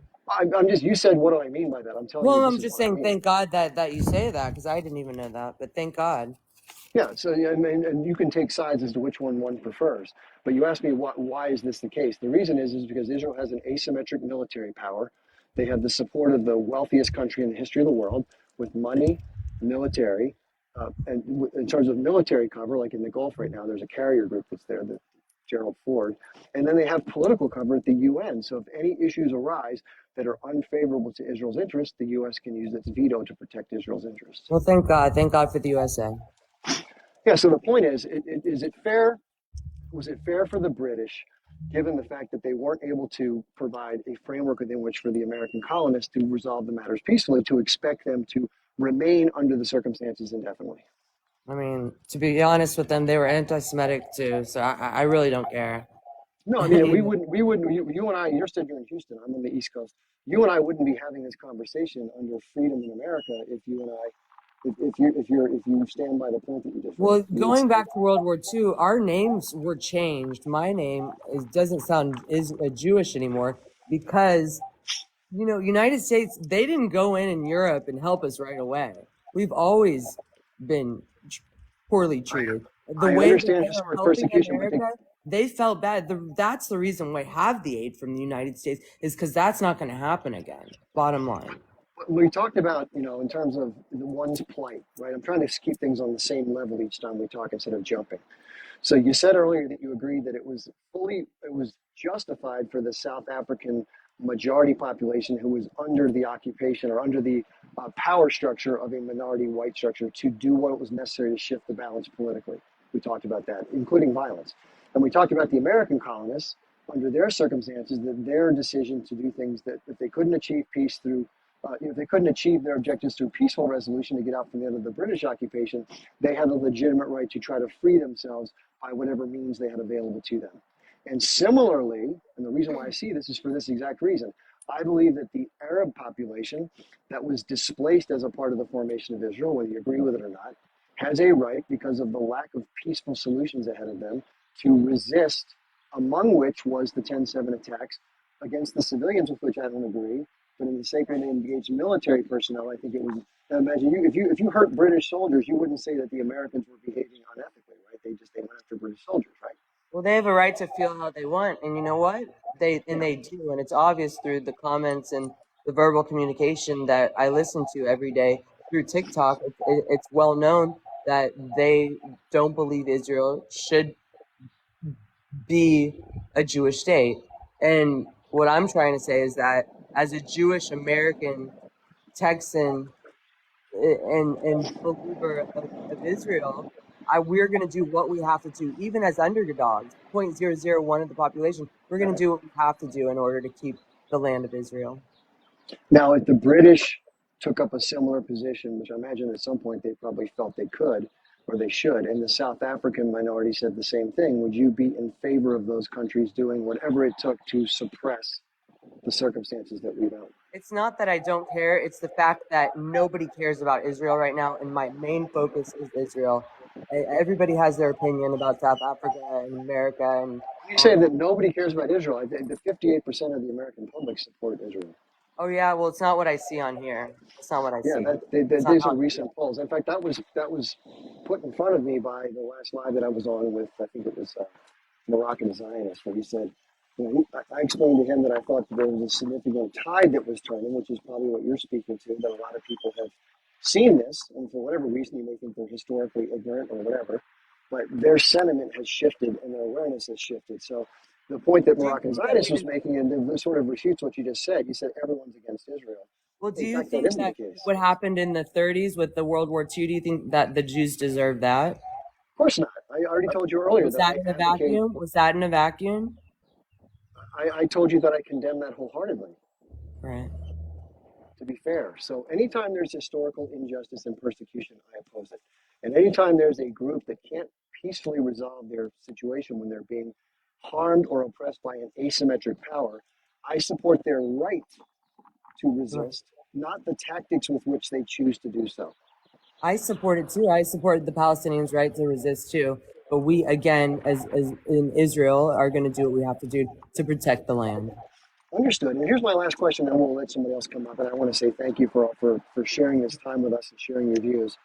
Um, I would imagine that the number one objective in having an ethno state is to protect the Jewish people once and for all from persecution. Is that accurate or is that not accurate? That's 100% accurate. Okay, so if there was another structure within which that persecution would be eliminated in its entirety, would it necessarily have to take the structure of a nation state? Or are you just concerned about the outcome being It's peace working for and us. safety for Jews? Okay, well, then It's the working reason for I us. ask you that is people who say, you ever heard somebody say from the river to the sea? Yes. What do you think they mean by that? I don't know. What do they mean by that? I People don't have know. alleged people have alleged that when they hear people say that at like these Palestinian rallies, that they mean all the Jews need to go and be unalived, right? That's what people Right. have Do you said. feel that way? I don't feel that way. I don't doubt that there may be some bigoted people in every group that want to pretty much eliminate anybody else who they oppose. I can't speak to that. But what I do believe in my heart is that there was, and this is why I believe this, because if you look at the historical record in the early 1900s and 1910s, there was an existence of people living in the same region, and there wasn't absolute conflict and strife. And it wasn't the case where Jewish people were being persecuted ruthlessly by the majority population. And in that light, what I believe a lot of Palestinians want, and they don't want to quote unquote punish the people, they're not happy with the leadership and those who have really pushed the policies that have been harmful, like the South Africans did and the British did, but they want to have a situation where people have relative freedom and equal rights. And I know Yeah. that from the Jewish perspective, people want to have freedom from terrorism and harm. And I think that's perfectly reasonable. But the question is that best served for everybody involved long term by having a Jewish ethno state, or can it be served by other means? You know, after 10/7 happened, and then they started focusing on Palestine and the genocide going on in Palestine, no one remembered that we were invaded first. And to be honest with you, I feel bad. I'm sorry for the Palestinian people. I'm sorry for the Israeli people. And there's really nowhere else this conversation can go. You know my side. I know your side. Yeah, And it that's was good fair. talking to you. It was a good thought exercise. Thanks for your time, Poker. Thank you. Bye bye. Take care. Good luck down in Texas. Hope you're safe and sound, by the way. I don't think anybody should be made to feel uncomfortable just because they're from a group. So I wish you nothing but the best and health and safety for you and your family. Okay, so that was an attempt. Again, I don't look at things as winning. That was an attempt to delineate a consistent and objective thought pattern applied to multiple political and conflict situations to work through logic and have it applied consistently across multiple situations. And I'm not taking a side because it's not my place to take the side. It's not my place to be for or against tactics or activities. But I do think when Antonio Guterres, to bring it back full circle, said this did not happen within a vacuum, he's referring to the fact that there were perceptively historical injustices that one group felt it had been subjected to, and therefore it wasn't completely out of the blue that somebody might want to resist, as we've talked about in those other conflicts. Okay? And that's the fair way to put it. Now, I also understand that people, for some reason or another, have their emotional side to this that isn't necessarily logical, like we just talked about. And I think that was something that I felt was coming through from Poker. And I've not experienced that. So I can't necessarily say that she's wrong for feeling that, or that what we may call a more emotional than rational feeling is necessarily wrong. It's a feeling that she has. And it's probably a feeling that a lot of others share. There may be people that don't see the possibility of there being any other way to protect the Jewish people rather than an ethno-state, and therefore it's justified to do whatever required to maintain that for the protection of their people. I understand that argument. I just happen to disagree with it, because no matter where injustice happens in terms of land and people being persecuted, just because it has happened before doesn't mean that it's right. That's the point I've been trying to make. So that's what gets me thinking this way. That's the best way I can lay it out. I don't know. I've tried really hard to be patient and very fair-minded and consistent. If people think I'm being unfair or I'm not. Now, she also asked me a couple questions about 10.7, which I want to address as well. So from the beginning of this, like a lot of us, including a lot of more people who have a bigger responsibility or role in trying to dig through this. I'm just a guy on TikTok. But everyone tries to do their best to sift through information. We don't always get it right. We don't always see all the information. So what we do is, based on what we do have at the time, and based on how we can make sense using those same objective processes that I outlined earlier, try to make heads or tails. So in that regard, if my trying to make heads and tails of that upsets somebody because I don't share their version of making heads or tails, it doesn't make them right, me wrong, or either way.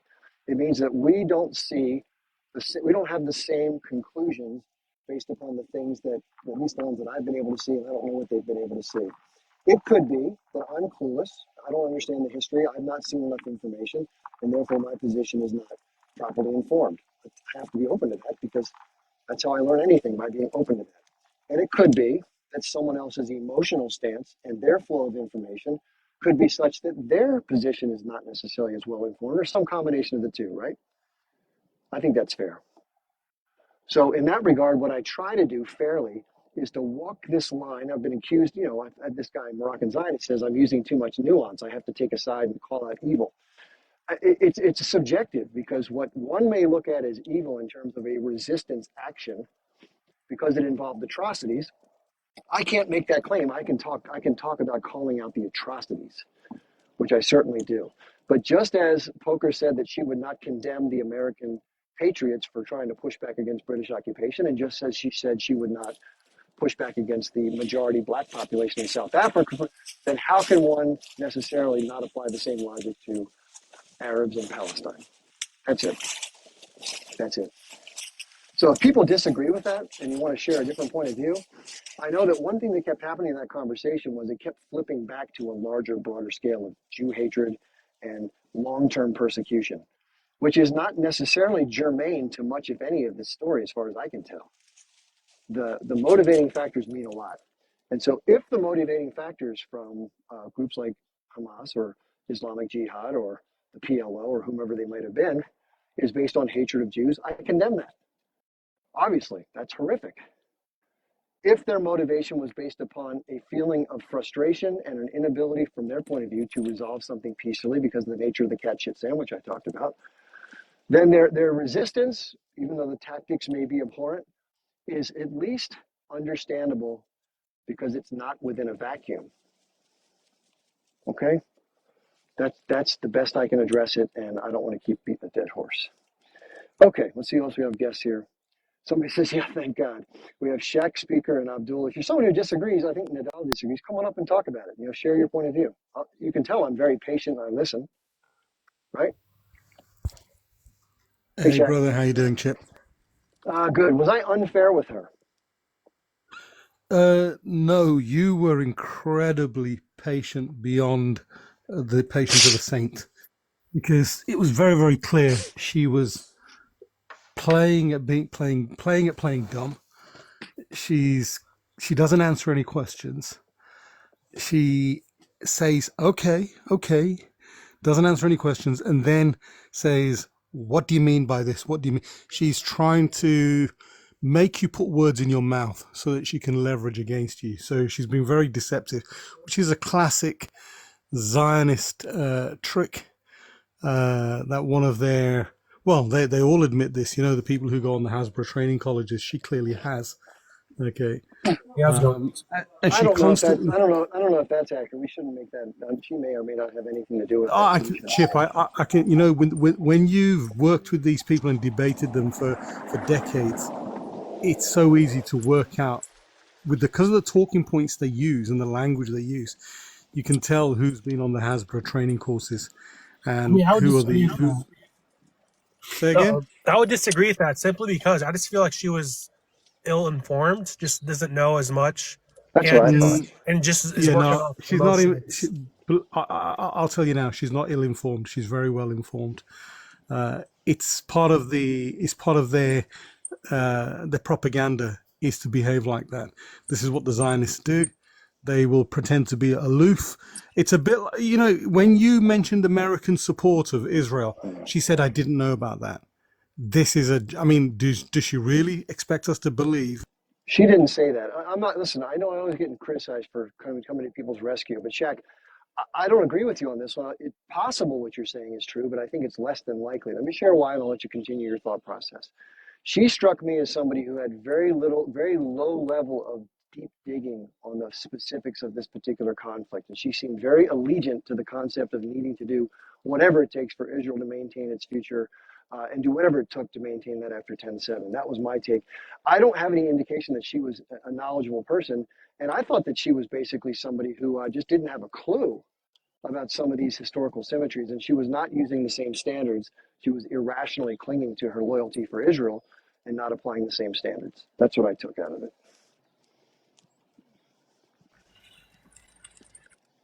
Yeah, I mean, I think the most honest thing she said was the fact that she's noticed a huge in the support of the Palestinians, which I kind of feel like these days, especially on the app, are still kind of like clouded and still, oh, 95, they bring up this random stat, 95% of Jews are supportive of Zionism, or like, which is so BS. It's not true whatsoever. Actually, the figure of Zionist support amongst world Jewry is somewhere between 80 and 90%. That's confirmed by Times of Israel, confirmed by Haaretz. The overwhelming majority of world Jewry For Jews, supports. so people in the world that are Jewish, you're Yeah, saying 95% of that population supports between Zionism? 80 and 9. Yeah, between 80 and 90% support the Jewish project. Sorry, the Zionist project. Yeah, they do.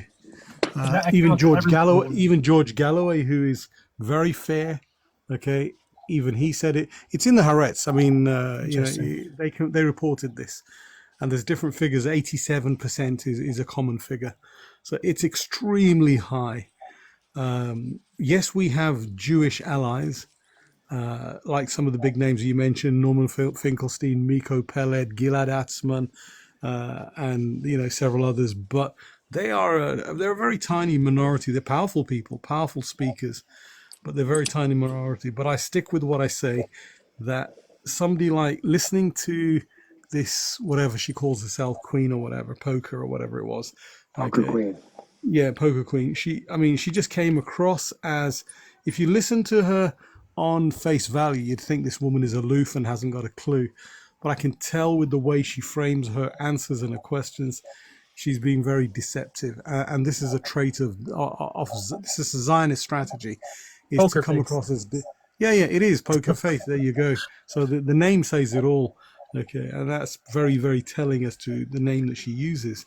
And I think Chip, you know what it is. I think Chip is an incredibly fair person. Okay, and that's why I listen to your lives. I support Chip tremendously. So guys, get tapping away. By the way, we're only on. I'm just looked up there. I'm shocked. 29,000 likes only.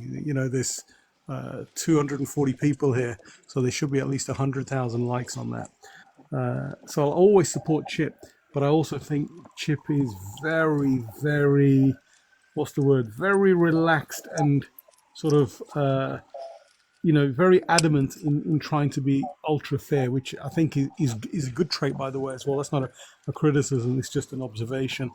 But what we have to do is we have to be very careful, because she did say, when you mentioned about the American support for Israel, she said she didn't know. That's impossible for an American who's a Jew, who's also, I think she calls herself an Israeli.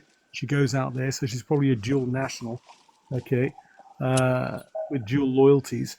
It's impossible that she wasn't aware that Israel receives billions of dollars from the US. The actual figure is 40 billion a year. Okay, the actual value of whatever America gives is 40 billion a year, which is more than enough to eradicate poverty and educate every American for free. And whilst this parasitic thing is sponging off the USA, there's something like 60 million Americans out of the 335 million Americans who live off food aid stamps. I can't understand how Americans are not absolutely furious about this, because their own people, they would not eat if it wasn't for the food aid stamps that you guys get out there.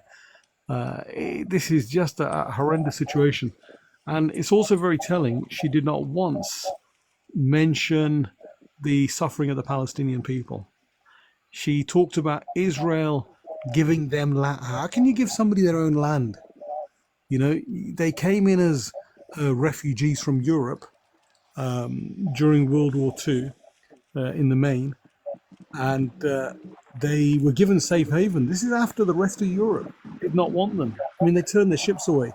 They even sailed across the Atlantic to the USA and Canada and other places over there, Argentina, and they turned their ships away.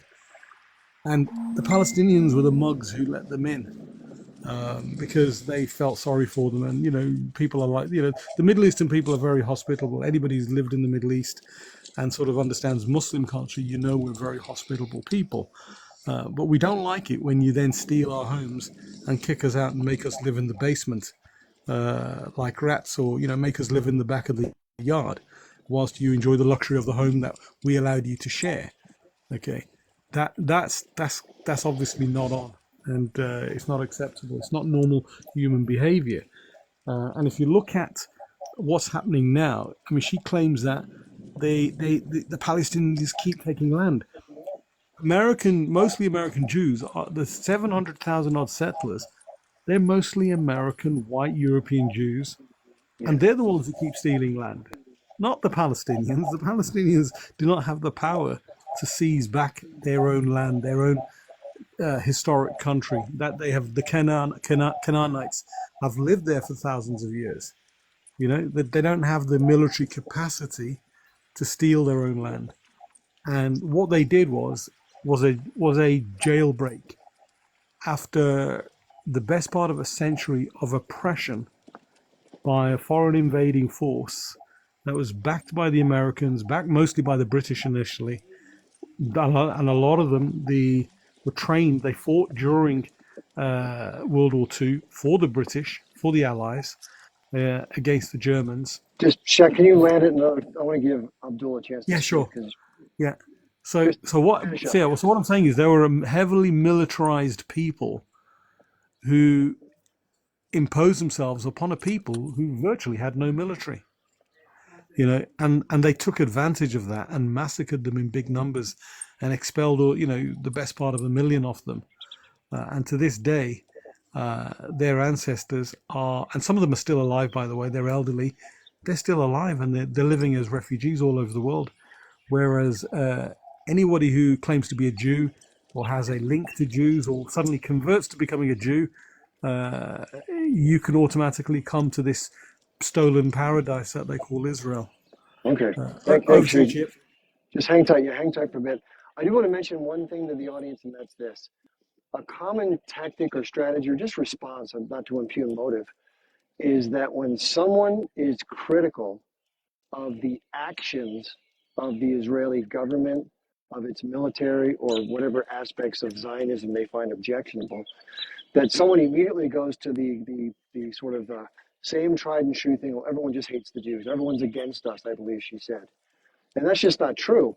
In fact, I think if you were to poll every single person who has found themselves responding to the images they've seen since the conflict went on, they were probably disgusted and very supportive of Israel with what happened on 10/7, like most people are. And then when they saw some of the subsequent images that have been much more steady and regular and even more egregious, because people, they tend to really gravitate towards children. And yes, there were some children that were harmed on 10/7, but not near. It's ridiculously not even close. 15,000 or so children. And when people see children dying or body parts and stuff, they absolutely just have this gut level reaction. And so therefore, it's not fair to claim those people don't like Jews. They're having a normal human reaction to something that is very base in our way of being. And so I think that's a bit of a cop-out, and I think that's unfair. It just sort of it gives somebody the ability to completely excuse what their side is doing. She said very clearly, Israel's going to do what it takes to make sure that we're good to go.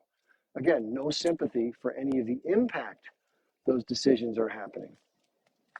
And I think at one point she did say something, I'm sorry that Palestinians are being hurt, but again, I'm just astounded that more people who are pro-Israeli aren't more empathetic to the harm that not only was done initially by their country being established, because I see it both ways, or what's happened since.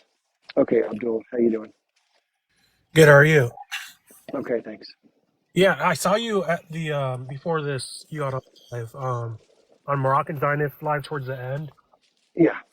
Oh man, I just got to say, like, how hypocritical they are. I mean, especially when they brought up like towards the end when you right when you left. Just right off the bat, they just dismissed you and like were just being extremely disrespectful. First of all, sorry for you to deal with that because it's like, the main thing they use is like the things someone has.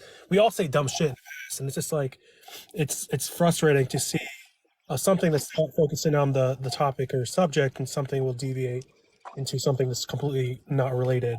Yeah, they flip around. Yeah. Yeah, and it's just one, childish, two, immature, and three, just shows your intelligence level. But yeah, I mean, kind of what Shaq was speaking about in terms of the Zionists, especially when we think about the extreme Zionists and extreme Jewish people in the world. That's the Israeli government, and it's literally a roadblock for any peace negotiation, anything peace going forward. Because it's, again, you look at the greater Israel map. These leaders in the political system, in political power, go to these conferences, support these types of movements, support these types of organizations like the Temple Institute that want to build the third temple. Some like really extreme notion of them wanting to have an immense more, the power they already have, but even have more power. It's just like, it's disgusting. It's greed. It's sick. And what's been going on on a daily basis of unaliving, and it's getting old. The same old rhetoric every day about October 7th. We have a right to protect ourselves, and H group is the worst group of all mankind, of everything. They've done nothing good. They've done nothing absolute. They're just like, and then they paint every other Palestinian that supports the Palestinians associated with that. Sorry, I just went on a tangent, but that's like kind of my thoughts. Okay, thanks for sharing your point of view. Yeah, there are some people in the comments that don't agree, and that's okay. If you'd like to come up and share your point of view, you'll be treated equal respect and dignity that everyone else has been given. You'll be given ample time to share your views. This is one of the few places you'll find, oh my God, if I could do a compilation of all the lives that I've been on that are pro-Zionist or pro-Israeli, you would not believe how inconsistent that particular reality is. So this is the place to be heard, and you're not going to get disparaged either by the audience or by any of the panelists. So if you'd like to come up if you're ever going to come up, this is the place to do it, okay? Also, just to let everybody know, real quick, I just want to tell everybody in the audience, these are recorded. So if you came in late and you did not hear our conversation with Poker, I forget the last part, Poker something or other. It's going to be recorded, so it'll be up on my YouTube and my Rumble channel, usually within a couple hours of this being concluded. You can reach those channels by going to my TikTok bio. And in the bio, if you're in the US, there's a clickable link. It says Linktree, Chip Barnes. And if you're outside the US, the text that you need to type into your browser is listed in the bottom of my profile. And finally, when you go to that Linktree, this is just for those of you who don't know how my social media is set up. I also have an Instagram. But in the middle, there's some Telegram groups. If you don't know Telegram, it's a messaging app with other features. There's one called Palestine in Focus, which is just a big message board. We bounce ideas, pictures, video, blah, blah, blah. There's one called Action for Change, action with the number 4, change. And that's about the bigger political issues. Let's face it, the U.S. policy vis-a-vis Israel, it's very one-sided, and it's indicative. It's a symptom of a broader set of political challenges in the United States that until they're remedied, none of this is really going to change. And then towards the bottom, if you're so inclined, I've been accused of, quote, doing this for money. Give me a break. But like any other human, I do have some expenses. So if you're somebody who can, and if you want to support, I know everybody asks, so I'm not trying to jam you up for money, but there's all sorts of ways to do that at the bottom. So if you want to do that, thank you for that. Okay, Shaq, why don't you continue, please, sir? Oops, sorry about that. Go ahead. I was going to say, yeah, I mean, the other thing that is their classic talking point is this pushing the concept of this eternal victimhood. And we've been, they hate us, well, there's no other group that I'm aware of that suffers this hate, okay, that has been expelled 112 times at least, I think it is, from 1,000 cities and states over 1,000 years. But they never ever tell you or go into the discussion of what is it that they've done. Now, the thing is this, there is zero persecution there are no marauding mobs running after Zionists or Jews, okay, in any country around the world. European Jews were safe in Europe. They did not need to go to Palestine because the Allies had neutralized the German war machine, and the Allies are still there. The Americans literally still run Germany. Germany's still an occupied state with all of NATO troops there. Okay, so they could have had any one of the 7 principalities of Germany, okay, as their private state. And by the way, the Jews have a state in Russia. It's called the Jewish Oblast, and it is literally a private Jewish enclave set up specific. It's been there 100 years, and it's virtually run as an autonomous state. So they have a state. And before they stole Palestine, they were looking at Madagascar, they were looking at Kenya, they were looking at Argentina, they were looking at Midwest USA as well, and 1 or 2 other locations, and eventually decided on stealing Palestine. So it's a whole big fat lie that there was some desperation that they had to evade Europe and go out there. This was all part of the Zionist plan because the early Jews, the majority of Jews in Europe, were anti-Zionist. The anti-Zionist Jews were heavily persecuted by the Zionist Jews, and this is an established fact. The Zionist Jews colluded with the mustache man and his political party to oppress non-Zionist Jews. And the Havara Agreement was an agreement for the moneyed Jewish Zionist classes, the moneyed classes of Zionist Jews, to transport their assets and their wealth, all their furniture packed in crates, and ship it all out to Palestine. And, this just shows the level of collusion that was going on, the level of treachery that they were committing against their co-religionists. And, we had a Lord Mayor in Birmingham, in London, Ken Livingstone. Well, that's still going on today, by the way. If you go to occupied East Jerusalem, any of the Jews that are Orthodox get spit on and beat by the police. Oh, yeah. Orthodox Jews, the religious Jews, who are, the true Torah Jews, the Neturei Karta, I know many of them. In fact, I'm meeting some of them on the weekend in London. They're head players, and I meet them every year, about twice a year, and they're exceptionally good people. And these are Jews who call themselves Palestinians, okay, because they have no desire to be ruled by a godless Zionist entity. Because people are forgetting the Zionists were atheists. All the leading Zionists, all of them, Yeah. without exception, they were atheists, and even the majority of so-called Israelis who claim to be Jews, the Haaretz and Times of Israel confirms it. Almost 67%, I think it is now, are atheists. They don't believe in God, but they believe God gave them Palestine to these people. Okay, so there's a lot of deception that's being played, and all this trick about the eternal victimhood. Nobody is coming for them. They're safe in the UK. They're safe in France. They're no different from any others. I'm a Muslim in the UK. We suffer more Islamophobic attacks.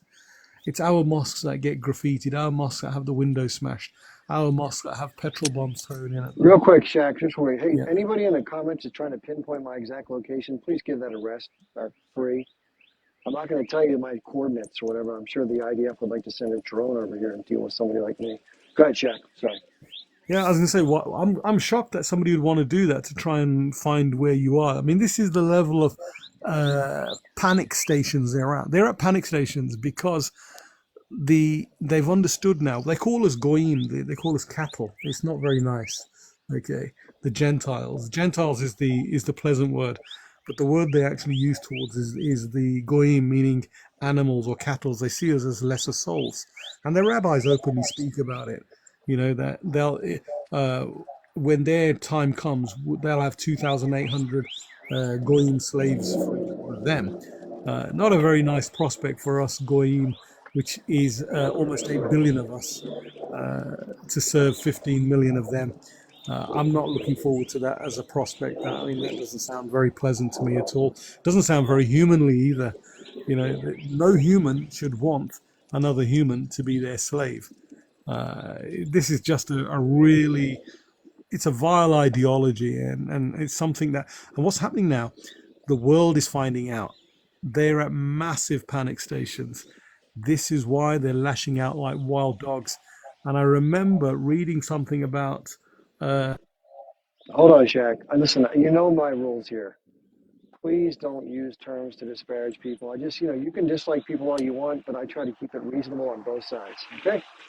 And we have to give someone else a chance to jump in too. We have someone named Susanna and Mikael, so please land the plane if you don't mind.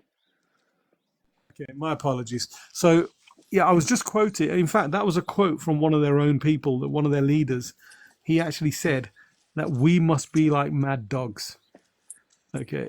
And I think it was Ben Gurion said it. He said that we must be like mad dogs and we must lash out at them and not give them any opportunity to thrive and survive. So it's actually a quote from it's quoting their ideology from their esteemed leaders who they have devoted great shrines to, and they have special days to honor them. Just like they honored Baruch Gold, what's his name? Baruch something Stein from New York, who went into the Ibrahimi Mosque on a Friday and machine gunned almost 30 worshippers as their heads are bowed to the ground. I mean, they actually honor him as a hero. You said I don't shrines, know like idols? Let's give somebody else a chance to jump in, Shaq. Yeah, I appreciate you Okay. sharing those points of view. Cheers. Please stay up though. I want to rotate a little bit. Okay. The other thing is, in the comments, if you're somebody who has a strong point of view, please come up and share your point of view, because it doesn't really help us have a good dialogue if you're just sharing comments. It's much nicer to hear your point of view. So you will be treated with respect. As you can tell, when somebody says something that I believe is out of bounds on either side, I try to police it as best I can. I don't see every comment, but I'm not criticizing anybody. I just ask nicely to everybody, try to be respectful of each other's humanity as best we can. Okay, I think we have Mikael and then Susanna. Let's see what Mikael has to say. Hello, Chip. Hello, room. Hope all is fine. Chip, that is a great speaker. It's very interesting information and stuff. But the thing that makes my blood really, really boil is now what's going on. Now they're like the attack that just happened on the Iranian embassy. They're just gonna keep at it, keep at it, keep at it until they inflame it and drag America into a full blown war. And I don't want to say World War III because I really, really hope we never go there because ain't nobody gonna win. You guys remember that the half percent, the 1%ers, they have underground cities. You know that. So I'm sure they're not worried about what happens to you and me. So what I got to say is we have to hold our Congress and our legislators responsible. Um,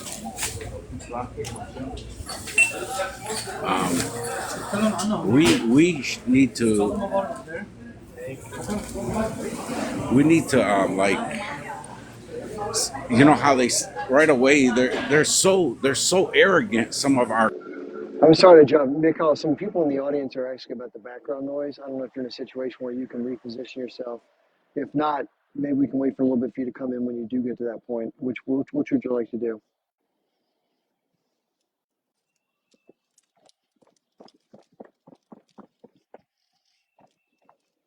Mikhail, were you able to reposition? Maybe he's waiting to reposition. Let's do this. Mikhail, while you're figuring that out, let me know if you're coming back to a better area. Susanna, go ahead, please. Hello. Hi there. Hello, Chip. How are you? I'm okay. How about you? I'm good, thank you. Thank you for your speaking. Thank you for you let me you put me in your panel. But I'm just let you know that girl she called for you FBI. She want to call for me and Rima for everybody speak for Palestine. She told me I'ma record you. I know where you living and I'm gonna call for your FBI. And she's out in her mind. You know how she act? She act because that's how Israel they do that to Palestinian. That's Who's wild. who, They, who are you talking about? Who's doing this stuff? I'm talking about that PG, the girl with the Moroccan Oh, Zionist from my country. He yeah. cursing me, and they told me they're gonna call for me FBI. Thank you. I would ignore them. They've made similar people have made comments like that. You got to remember, in order to get approached by the FBI, you have to say something that's intentionally violent or hateful speech that intends to harm. I know, So if you're but they acting like back home. It's like I am in Morocco or I am in Israel. They can lock you up. I am here in America. I'm free. Thank you, Chip. Have a good one. Thank you for you speaking for thank human you. beings. Yeah, I normally don't like to focus too much on individuals because everybody's got their reason for doing whatever. I got to say though, and this is probably a mistake that I made, and I think Shaq has pretty much set me straight. Like you said, I maybe to a fault. I try to be fair and I try to be nice to as many people as possible, and sometimes that's not, it just doesn't reciprocate. And so PG was getting torn up. This person's name, if you don't know, PG is a regular host. She's from, I think, believe Mexico, and she's somebody who's pro-Israel and I think pro-Zionist, and she hosts a bunch of lives here on TikTok. So she was in as a guest on a pro-Palestinian live. Supposedly, she may have said some things that really upset the other panelists, and they were responding to her in ways. I came in midway, and I just heard what their responses were, and it was pretty harsh to a point where I just thought, I came in. At first, she thought I was going to pummel on her, but I didn't. And then it seemed like I was coming to her defense, quote unquote, which I wasn't doing in terms of what she believes, just the tenor and the language. But it's not my place to tell people what to do. But anyway, so at that point, it was troubling. But again, so she sent me a note thanking me, which I thought was, that's nice of her to be nice. And then I came onto her live to talk to some pro-Zionists, and she just absolutely let these people shit on me. It's like, hey, where's the kindness? So it makes me wonder, I want to maintain a positive outlook for everybody, but it makes me wonder, can people be kind to each other? Can people who are pro-Zionist, do they have the capacity for empathy and kindness? Because it seems in a lot of cases, unfortunately, they don't exhibit it. I wish they did. Okay, was it so she come up, Mikhail, did you get to a place where you can speak? Or are you still tied up in your environment? Hey, Chip, I'm going to be tied up for about 10 or 15 minutes, yeah? But I'll Okay, stay Shaq. on. Look forward. Okay, that sounds good. Mikhail, I guess Mikhail's still busy. Let me see if there's another person in the queue. We have Palestinian JEW. How you doing, Yeah, Chip. Palestinian? Chip, real quick question. Okay, yeah, go ahead. So I mean, this is new to me. Like hearing the fact that you can call the FBI. Like what? Well, certain people can report. You can report anybody to anybody if you want to. It's almost like reporting a live here on TikTok, but a little more serious, obviously. Some people have been, what they call completely doxxed or, swatted. What swatted means is they call somebody, they maybe accuse you of holding somebody captive or having a bunch of weaponry, and then this SWAT teams will arrive at your house and completely, break down the doors with flash grenades and all this other stuff. So again, these are all tactics used to try to just be retribution and intimidation, just because somebody holds a different view of a conflict than they do. So I don't know. I try to be above all that bullshit, but unfortunately, not everybody does. Thank How you. you doing, Chip? How about you? All right. I saw you. I saw you earlier on a Zio Live, like in a snake pit of the, of a Zio Live, and I tried to get on because they were all on you like stink on shit. I tried to get on to defend you, but they wouldn't let me on. But man, my head is off to you. You are one brave soul, man. You are really terrific. You held your own. They're trying to put all those lies on you, call you an anti-Semite, and you held your own. I'd say Chip for president, man. You're really incredible. You know, that's. I I don't know. Listen, I wouldn't waste my did say time. somebody. I wouldn't waste my time on those lives. The rabid psychopath. There's no way you can change any minds one iota with these people. Nothing. I know them. I know. I grew up there. I know how they think and how you'll never change any minds. I can guarantee you, it's a complete waste of time. Well, what? Chip, you're breaking up. Hear me on. What's that? You all hear me or not? I probably have a bad signal. I don't. Chip, I can't understand you. You're breaking up. I'll try to speak if I can. So, in terms of live goes, though, they accuse me of being taking pleasure in watching people harm the Nova Festival. Can somebody think and hear me? Chip, I can barely hear you. Yeah, I'm gonna move to a better.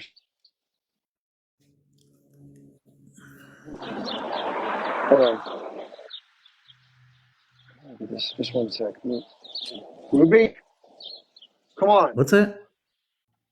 Yeah, I think you sound better now. Can you all hear me now? Yes, much better. So Yeah. now, can you all hear me? Okay, so in the live, this person named I don't remember, but this guy comes and starts laying, the great. He was celebrating the people that were harmed at the Nova Fest. What I was in my Yeah, this is I know. Disgusting stuff. what I said was it's not it's well let me tell you what I said. I said it's not so much fun being on the receiving end of the violence, is it? That's what I said. Uh-huh. Did you hear Right. that or no? I heard. Yeah, I So the heard point what I you was just trying to said. make was, the point I was trying to make to people, it wasn't that I was celebrating what happened. It's like, people have been looking the other way while thousands of Palestinians have been injured, unalived, for decades. And the moment something happens in response to their civilians, they cry bloody murder. I'm not for any Right. civilians getting hurt, but it's hard to maintain the same standard where you're like, well, our civilians are totally off limits, but your civilians they're all T words. It just Right. bothers me. Right. Of course. Yeah. Yeah. Exactly. So, and listen, you're not going to change their minds. It's not going to happen. Might as well don't waste your time with them. It's Yeah, not good for sometimes I your think it's health. fun to, well, what I like to do is I like to let them behave in ways that are indicative of their poor pedigree because they're terrible, they're ruthlessly unkind and vile and they interrupt you and they call you personal attack. You know, it just goes to show you how they handle themselves. Yeah. No, how they handle themselves is obvious, but it goes to show you that they are just psychopaths. You know, it's can't fix it. Cannot fix it. They're totally brainwashed into the DNA. See what they've got going for them. Supposedly, they call themselves the people of the book, and the book that they refer to, the Old Testament, is a genocidal book. It's all about they're the chosen people. Everybody else is garbage, got to be eliminated, and that's what they believe because it's from the book, and that's what they go by. So the people of the book, actually, two books: the Old Testament and the protocols that nobody's supposed to talk about, supposedly debunked. Right. It wasn't debunked. It's true. The playbook is right there. What they're doing right now comes straight out of the protocol of Zion's playbook. That's how they behave. It's in line with the Old Testament. It's all the same freaking thing. That's it. And you can't change that. But when people have this kind of a commitment to a belief system, it's like it's worse than trying to change their mind. It's like worse than throwing them into the fire. You know, they see it that they betray God. They betray the word of God. God told them that they are the Amalek, that the enemy is the Amalek, and in the Bible it prescribes exactly how to treat the Amalek. Kill them to the last one, including the suckling babies, including the sheep, the camels, the donkeys, everything got to go. Yeah. And they're still the Amalek. So that's what they're doing. And they do it that's what they believe, that's what they're doing. And you cannot, for them, it'll be betrayal of the faith if they don't do that. Can you fucking believe this? Shit. Pretty disgusting in my view. This is fucked up. This is so fucked up, disgusting. But it is what it is. It is what it is. And the people that support him, the Christian Zionists, hey, they respect the people of the book and what the book says, what the book says, and gotta go by the book. This is fucking disgusting, man. I don't know how this fucking thing is gonna end, but I don't know. This is not humanity. This is not humanity. This is satanic stuff. It's absolutely satanic stuff. Huh? I would argue that the people that are true to the book are the ones that are anti-Zionists. Hey, listen, Abdul, read the fucking book and you'll tell me what if true to the book or not true to the book. The books. Just try to keep the F-bombs down. They will eventually take down the lie for that, just so you know. Sorry, I got cut off there. Read the book, Abdul. Read. Just want to make sure you heard me. I said, make sure you keep the F words to a minimum or they'll take down the lie. Basically, no swearing.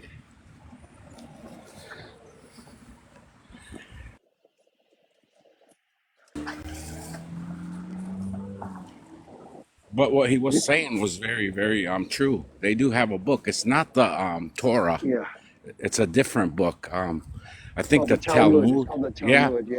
Yeah. And you know what we have to do. Man, I thank you so much, Chip. You got a lot of respect from a lot of people because you deserve it, man. But because you're an honorable person. And the thing I would say, man, is we really have to like do something to rid this country of AIPAC because basically, hi Mike. Hi, how are you guys? I'm sorry. Sorry, I just because what's happening, man, is this great nation, man, that's been the beacon of light and hope for millions and millions of people from all over the world to get slandered like this. It shouldn't be okay with nobody, and the people we should hold responsible is our senators and our legislators. That when asked the question by that pink lady, oh my God, that lady's, God bless her soul, man. What a good person. Medea Benjamin. that goes out and asks them, Senator, the kids are starving. Senator, this is happening. And she just gives them facts after facts.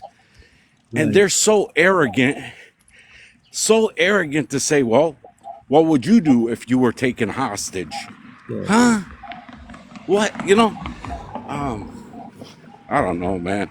It's Yeah. just too much. It's too much for most human beings on this earth are not evil. I'd say maybe 1%, 2%, might be that way.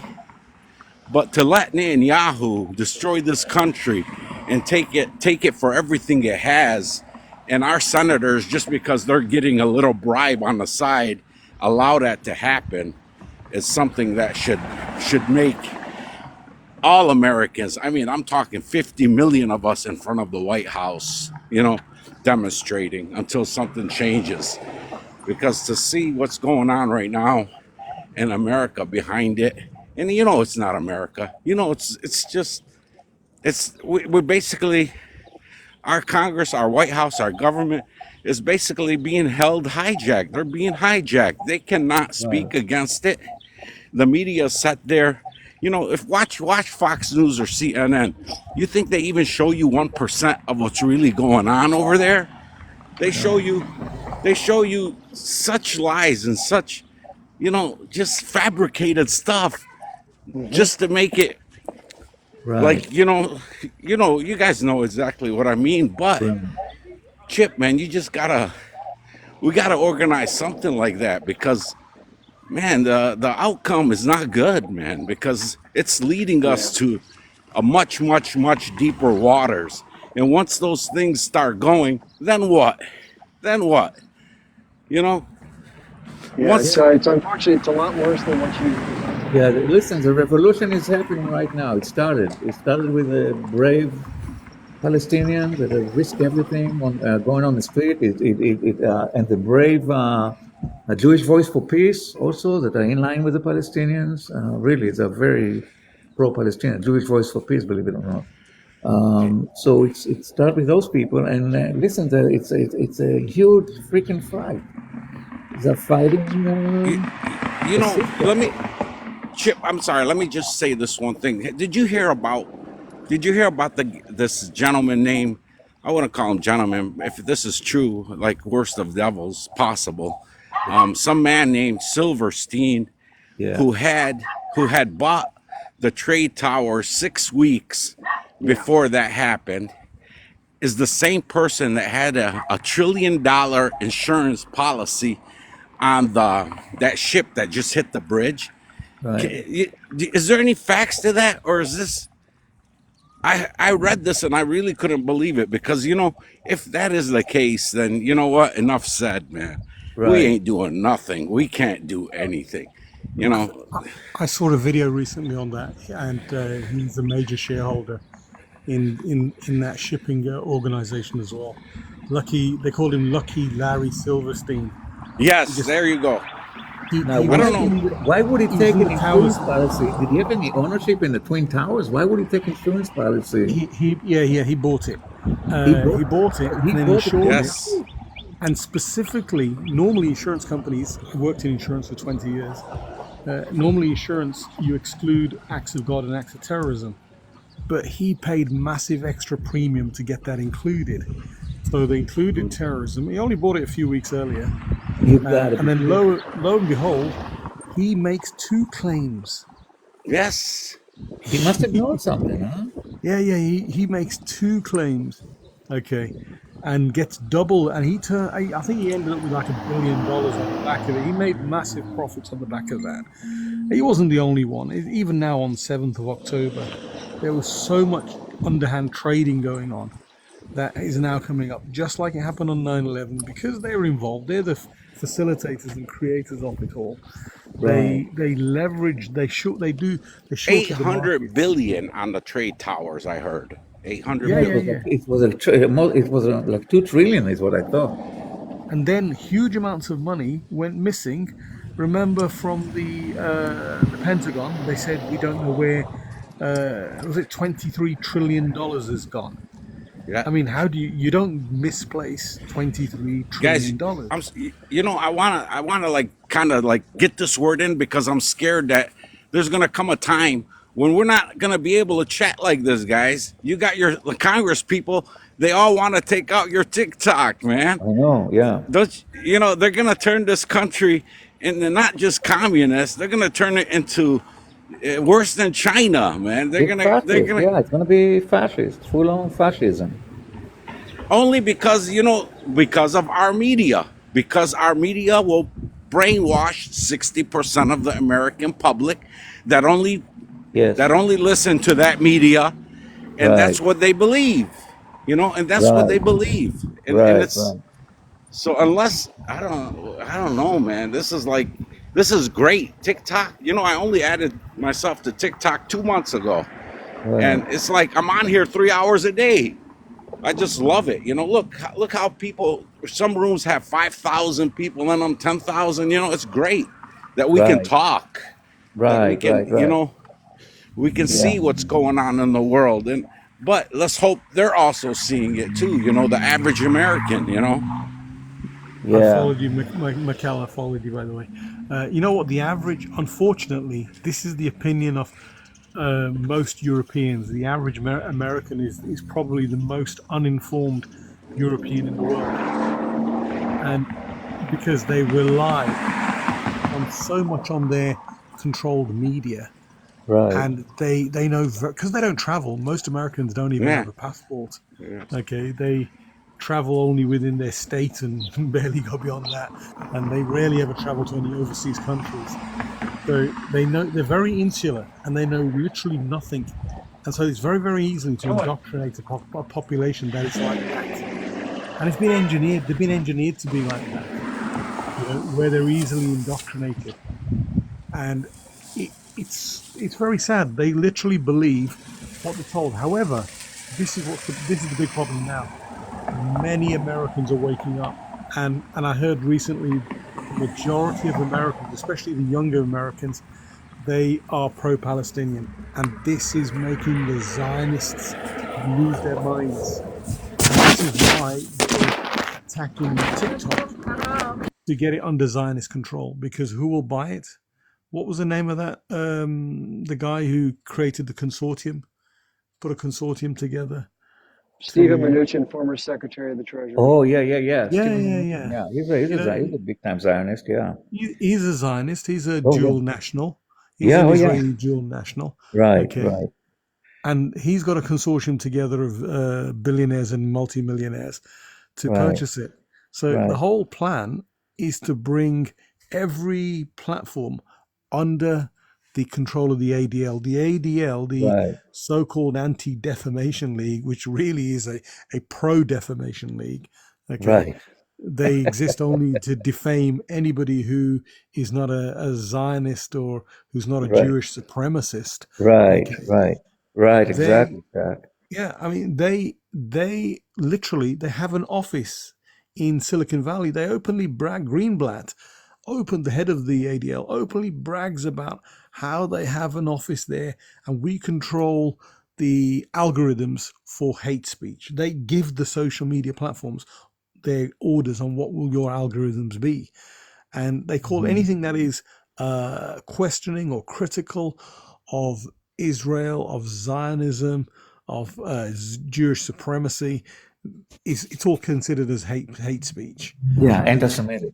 Yeah. And yeah, they call it anti-Semitic, and Yeah, because it's a magic word, it's the magic word. It's what Right. that Israeli Likud member, Israeli Knesset member. She said it, didn't she? She said, if anybody in Europe brings up anything against Jews, we call them Nazis, and if anybody we call on the Holocaust.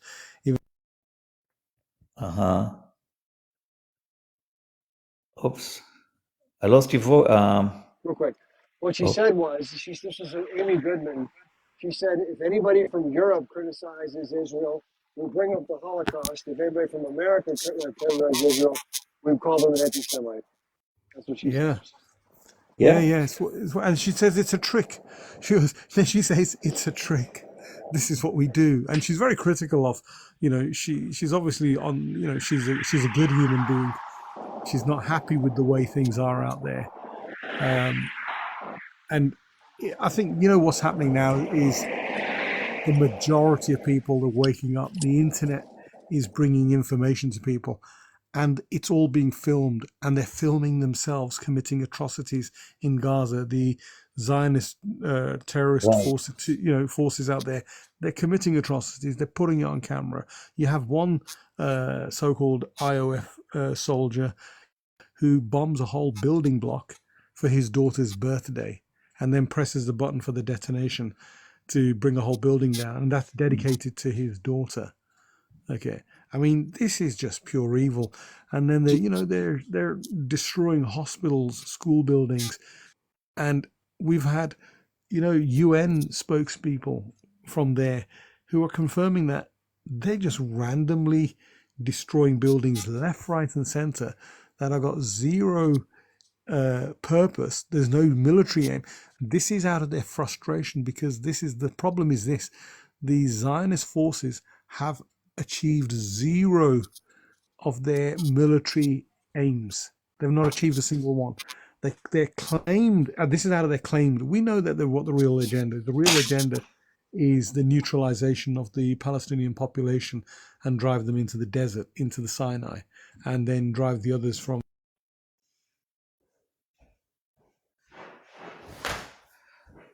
Yeah. Listen. Oh. Sorry, that was an accident. I tapped the wrong button. Sorry, Shaq. Yeah, I just tapped the wrong button. I was gonna suggest that if any other guys want to say something, if you land it sometime soon. No, jump over. Carry on. Yeah, look, I think they're losing the war, the Israelis, and they know it, but they cannot let it out to the public. So they let them just run wild and do whatever they want to do to feel like they're winning, but they're losing. They're freaking losing. They, all of the north of Israel, from Metula down to, down to where is it? Kiryat Shmona, they're all evacuated. Everybody's out of there. Like 100,000 people are staying in hotels in Tel Aviv on the government dime. The economy is collapsing over there. There's no more tourism. Wall Street is trying to prop up the shekel just to keep it viable, but right after the war, the shekel dumped about 25% of the value, and then they started buying the shekel just to prop it up, just to keep this war is costing the American taxpayers not billions of dollars, probably trillions of dollars that we have no idea about. They're just trying to prop up this dead donkey.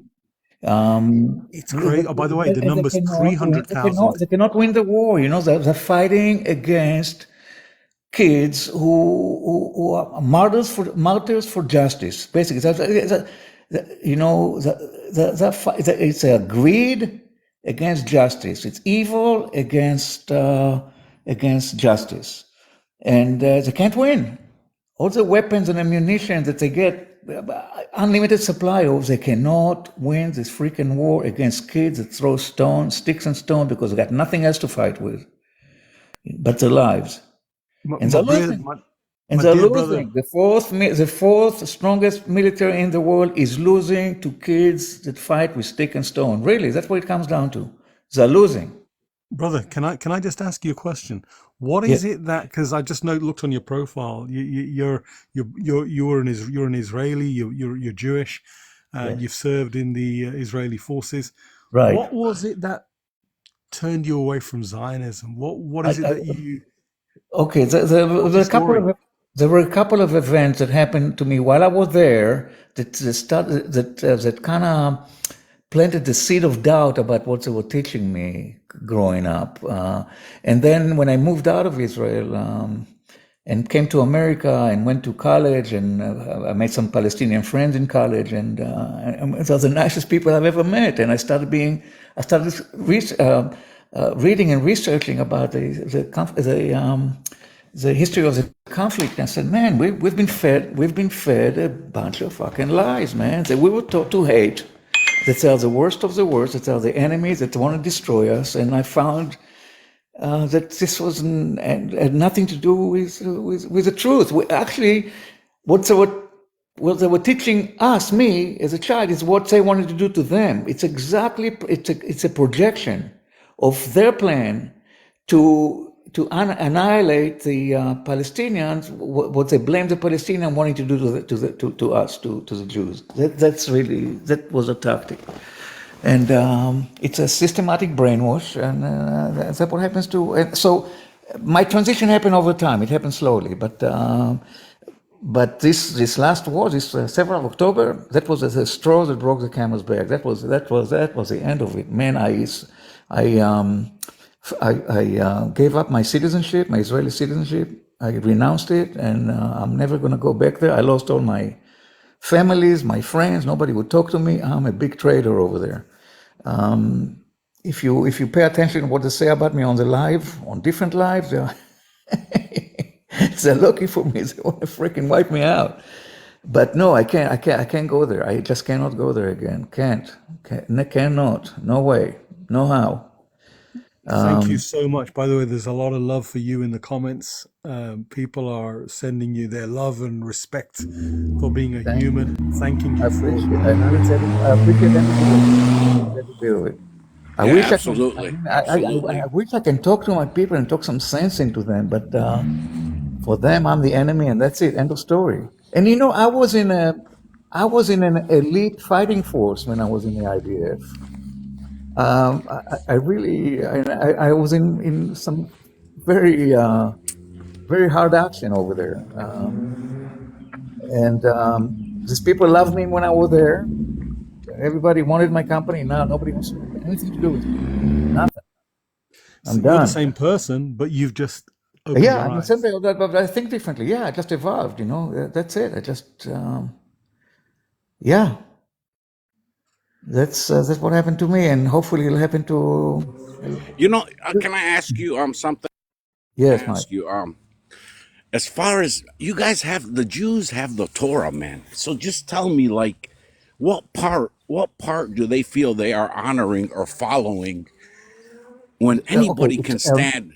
In the Torah. Somewhere in the Torah, I'm not an expert on the Torah, even though I should be, because that it was.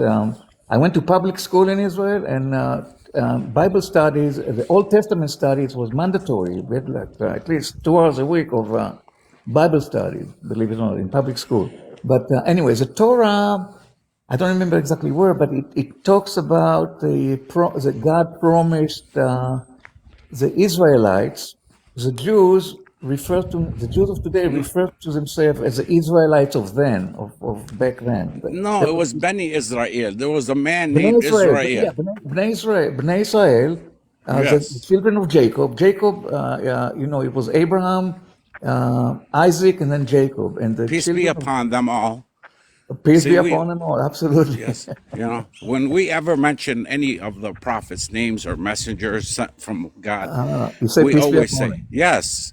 Because they're not like me and you. They're not exactly. They're peace upon them. Listen, peace be upon all of us. Really, peace be upon all of us. That's I see. I'm not religious, to be honest with you. No, but you know what I'm trying. Even because in the Quran it talks about the Torah and the Injil.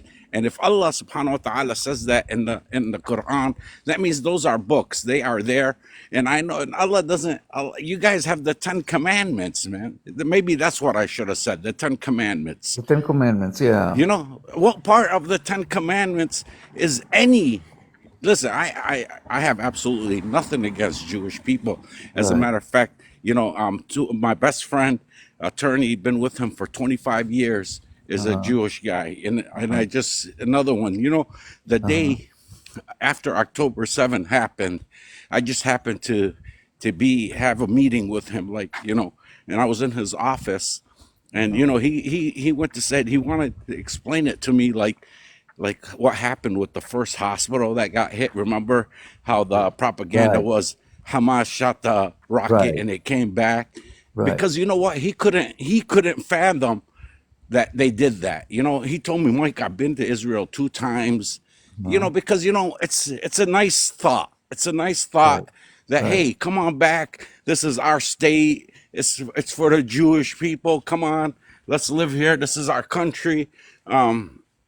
But most American Jews have no idea. They don't stand behind that kind of stuff. If you come, I don't know where you're at, but in America, I tell you, it's more the Jewish people that are against this stuff than a lot of other people, No, because not the most. Yeah, some Jewish people, not most Jewish people. A yeah, minority of the Jewish people are the against. educated, the educated, I think, instead of the Um, hate filled. People like me who've been exposed to other points of view. When you're in the Yes, thick of it, you're not exposed to other points of view, and they censor foreign media. It's just kicked Al Jazeera out of Israel. Al Jazeera cannot yes, broadcast. yeah. Al Jazeera is the most down the middle type of broadcast journalism that you can find anywhere. So Very what do the respect. Israelis do there to see the news? They don't want the Israelis to see this news. They don't want to see down the middle news. All they see is the three TV channels in Israel, channel 11, Oh 12, and man. 14, that are So complete. North Korea, North Korea, North Korea. exactly. North Korea, exactly. North Korea, Nazi Germany, all of that. It's all the same. Yeah, this Wow. is fascist propaganda. Fascist And propaganda. they're supposed to be the biggest democracy in the Yes, Middle yes, right. East. Right. Exactly. Yeah, yeah. Yeah, it's a big lie. It's all a big lie. It's all a It's a big big lie, lie, man. of It's course. a It's a big big lie. lie, man. It's all a No, big it's not a lie. democracy. No, it's a Mikhail, democracy can I for just Jews. sorry, Mikhail, can I just Um, ask you, are you Arab? yes, I am. I'm Lebanese. Ah, you're Lebanese, mashallah. Okay, Yeah. there's a clown in the comments, Abu Amar. He goes with a Muslim name. He's clearly not a Muslim. He's a rabid Zionist, calling you an anti-Semite. And I Yeah. just wanted to I am confirm a Semite. I am a you are Semite, my friend. I am a Semite. you are a Semite. I am a Semite. So where's the at? Uh, This is how they control the average person's mind, man. They're over here in America trying to change the laws and the rules and the government, and they want to turn this into, I'm telling you, North Korea and China. That's what they're gonna do if the people do not do something about it. We need to do something about it, because I'd say, you know what? There's whoever runs for for senator or legislator that's running on facts, and not saying I'm American congressman before anybody else. That's who we all have to support, no matter what, man.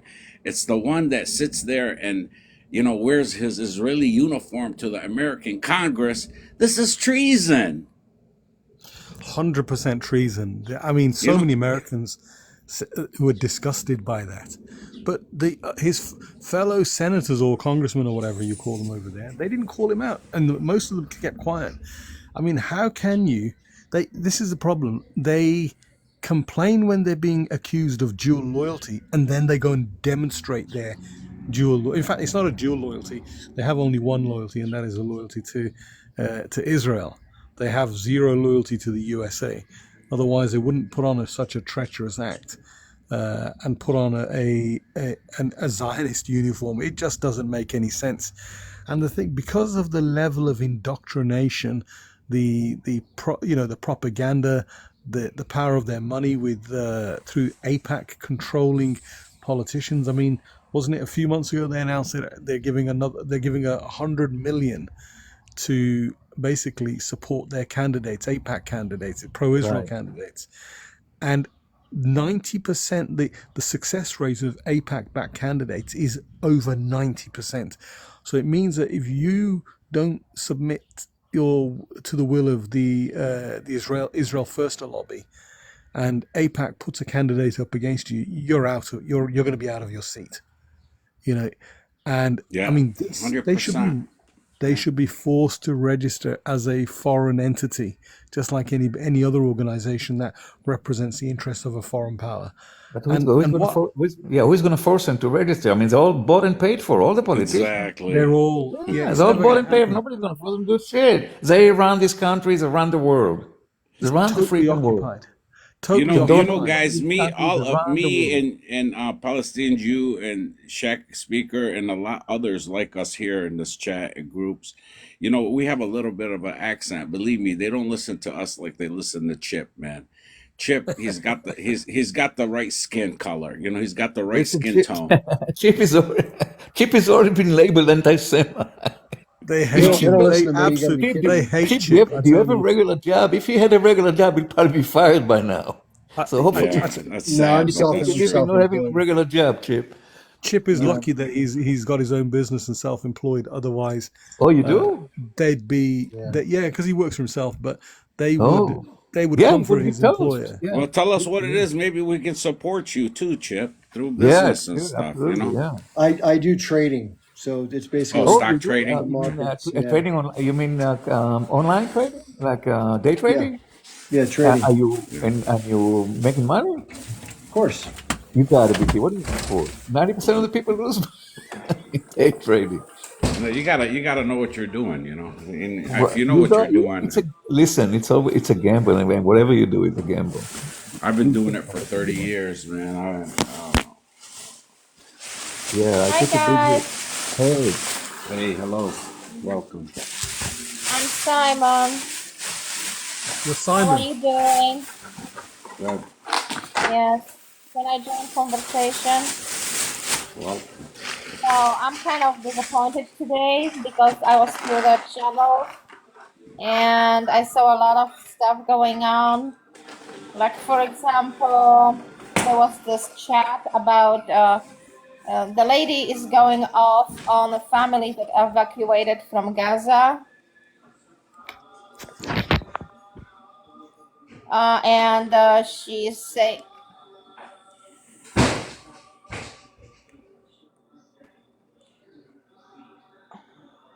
What's that? that I said I went to this site, right? And this lady is talking about families that evacuated from Gaza, right? And she said that they are crooks and that they are, scammers and that they claim the baby, but in fact the young boy got saved. And there's hour about it, Then I try to go on another panel and there is this lady and I say hello and she said, "Oh, if you're not pro-Palestinian, get off my channel." And I couldn't say even hello. And yeah, so basically, and now I'm here with you guys. yeah, So a don't lot go of there. cabbage is going on. I mean, I was very surprised. How can you show private information, pictures, and say that somebody is a crook? If I'm in a war zone, I probably will be doing anything. I will get in a boat and grab somebody's baby, to get out from there. I can blame people for doing things, At least somebody got saved, right? Mhm. And left from there. So I can believe that what I saw today on this Simon, website. So is your name Simon? yes, Sorry, yeah. I didn't. no, Simon is the name of my cat. Oh, Yeah, Simon is fine. your cat. Uh-huh. Okay. Yeah, that's a black cat, and his name is Simon. He's a Ah, stray, 3 years right. old, a stray. So that's why Simon, my love, number Ah, one. okay, okay. I was thinking, yeah, because I was gonna say you didn't sound like a Simon. So I didn't gather. I Yeah. didn't gather. Are you Zionist or are you pro-Palestine? Oh no, I'm not a Zionist. Of course, why Oh, would I be a thank God. Zionist? Thank God. That's a good question. Either I'm a Jew. I mean, my son said, "You might be a Jew because I'm from Poland." So, and my great grandmother was Redman, so it could be Jewish name. But I am against unaliving people, and I'm against of genocide of any kind perpetrated by anybody. So it's not especially Israel. It's anyone who perpetrates genocide. It's not okay with me. Like Germany was not okay with me when they perpetrated genocide on Jewish people, and the same is here. Mhm. And I'm not okay with killing people and kidnapping people neither. So Oh, that's a both good sides. question. There are no excuses for killing innocent people. Can you all hear me? Oh, sorry. There's a good question in the comments there from is it MK4 for Peace? How do we change the mindset of the US on anti-Islam hate, on Islamophobia? Can you all hear me? Hello? Yeah. Well, it's very difficult to change it because we are supporting Israel and US is supporting Israel. So when you support somebody, Yeah. having giving disadvantage to Arab people and portraying them as a T and so on in media, in let's say movies or sitcoms and so on. So it's like we stereotyped certain people to be certain way. We made fun of American Indians in the movies. We stereotyped every character in a movie. Oh, hi, Kitty. Like we stereotyped every character that is from Arab to be a T, or to carry a bomb or try to boom something in all those little movies that we watch every day. So basically, it's very difficult because Yeah, somebody else pays for it. The propaganda is paid for, people with a lot of money. Same like politicians are paid by people with a lot of money. Same propaganda that we see every day on TV and we hear on the radio is paid by somebody else. So people write scripts like for movies or for TV shows, and then another people who like to project this propaganda say, oh yeah, we like a lot of that, and they buy it and they put it out there. So money talks or BS walks. And it's true that love Jewish that. people have a lot of money, and they had money since Rothschilds and so on, and the bankers, and they support all this. It's I was going to say this. It is very difficult, but I think there was a comment here from Hannah. The only way to change a mindset is exposure. People need to spend time with Muslims, and that's I try and do that in my own way. Like I've had friends over the years, or people I've come into contact with, who it was very clear they had resentment for me and for Muslims, and without reason, they had this Islamophobic attitude. When they got to know me, they realized actually he's a decent chap. He's even been in the British military, and and he's been loyal to the nation, and he's educated, and he's contributing to society, and this is all we want to do. We're not what the media portrays us as, and we've got it really bad here in the UK now, where we've got a right-wing government taken over, and they are really pushing the Islamophobic line. It's so blatant. Brother Shah, I wanted to also, you ask where that came from, but I think it has its roots in, I don't know if you're aware of this, but a conference that Netanyahu himself had called into, called Washington, D.C. You're aware of this conference, right? The Counter T conference, 1982 or 84? Yes. Again, so the whole point of this was to present this vague image of all Muslims everywhere from the Atlantic to the Pacific, and from Bosnia to Brunei, and from Morocco to Indonesia, as being these essentially there's going to be these Arab Muslims, specifically Arabs, because that's where Israel believes they have this borderless God-given entity where they have the right to grape and pillage wherever they deem fit, and extract vampirically however much American capital they deem fit to do so. And when you look at this, again, it has its roots in this conference where it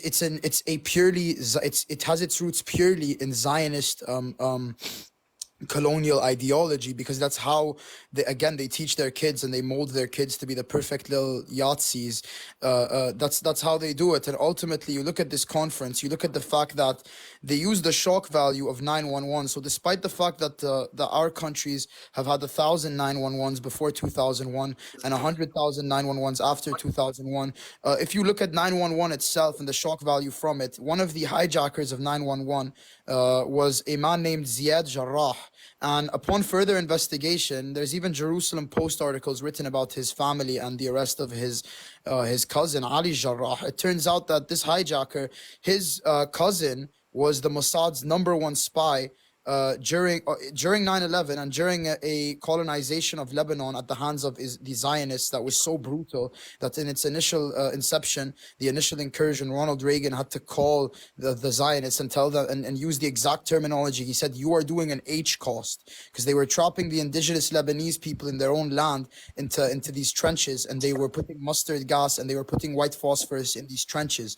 And so this guy, around this time where the Lebanese economy and society was being destabilized by Zionist colonialism, he was earning about $300,000 a year, I think, to be a Mossad spy at the same time. And his nephew is one of the people that goes and does 911. You look at the two lies about Saddam Hussein that were told: one, that he had a relationship to 911, and the other that he had WMDs. The lie about WMDs came initially from a source that was, I guess it was Israeli intelligence, actually, and this is reported by the first newspapers to talk about this, German newspapers, who say that it was Israeli intelligence who gave a tip-off that they saw Mohammed Atta, one of the hijackers, meet with Samir al-Ani, an Iraqi intelligence official, in order to take anthrax and spread it across America. It turns out through declassified documents, and you can search this up with documentaries made by a guy called Ryan Dawson, an author. You can search him up. In these documentaries, you'll see that the only anthrax that was around in America and being sent around to Americans more than usual was anthrax stolen from a Colorado lab where two Israeli chemists were working at, and that's where ultimately they got the anthrax lie, because it was proven immediately. The Prague connection was proven false. The lie that Mohammed Atta was in Prague, the hijacker, and he met with an Iraqi intelligence official and received anthrax. That was the only anthrax in America. And when it comes to Saddam's connection to 911, it all centers around that Prague connection, which was proven to be false, which, while everyone knows is false, they don't know has its architecture. Hello? Yeah, Try to take a breath so real quick. You're going. Hold on, just one sec. yeah. Just gonna say, you got a lot of good information you're sharing. Just try to take a breath between sentences because you're going so fast. It's hard for people to keep up with it all. Zion, thank you. Yes. I just agree with both of them. So Hold on. He wasn't finished yet, Simon. You just give him a chance to finish up. He was just talking No, so you fast. I can, wanted to give him. again, yeah. So I vague fear of Arab Muslims riding in on camels to try and topple the White House, when the White House has already been taken over a long time ago, ever since they unalived JFK by a proxy, by an Israeli proxy. No, not the Israeli proxy ISIS that they create and fund in Syria, but no, I'm talking about AIPAC, their other T organization that makes America complicit in a 105-year-long H cost on the indigenous Palestinians in their own land. okay, are you done now? So can I I agree with both of them, because first, if we don't know somebody or some ethnic group or group of people, we tend to be kind of scared, or not really scared, but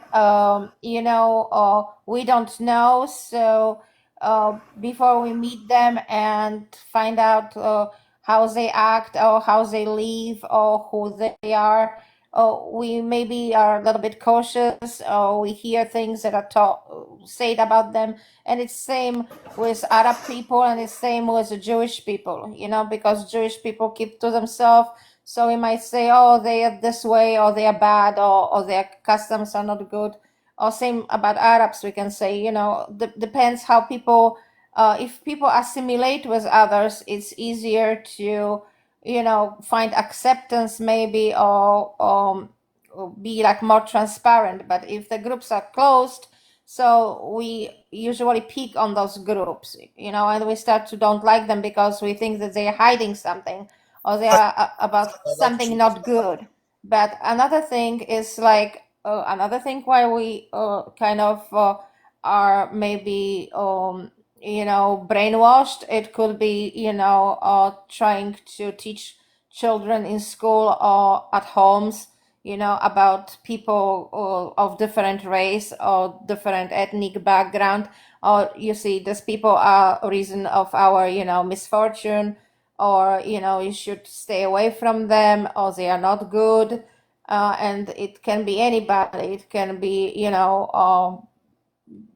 the racism and hatred can be turned against anyone, and anybody can do it. Like, for example, I was watching this inauguration in kindergarten, and it was in Palestine, and everybody was dressed as age group, right? Little kids as age group. So it's not only like Israel teaches kids how to, be hateful. Yeah, I please, How is I that didn't right? finish yet. I did not It was finish in yet. Jordan, When I first of all, finish, and second of all, how is I did not finish yet, so let me finish. So it can be anybody and anywhere. When we start to teach children since little that these people are bad or this is gonna happen, so that's more likely they are not gonna be accepting of others. I don't say that, that this is main reason of a conflict, but it is created at early age.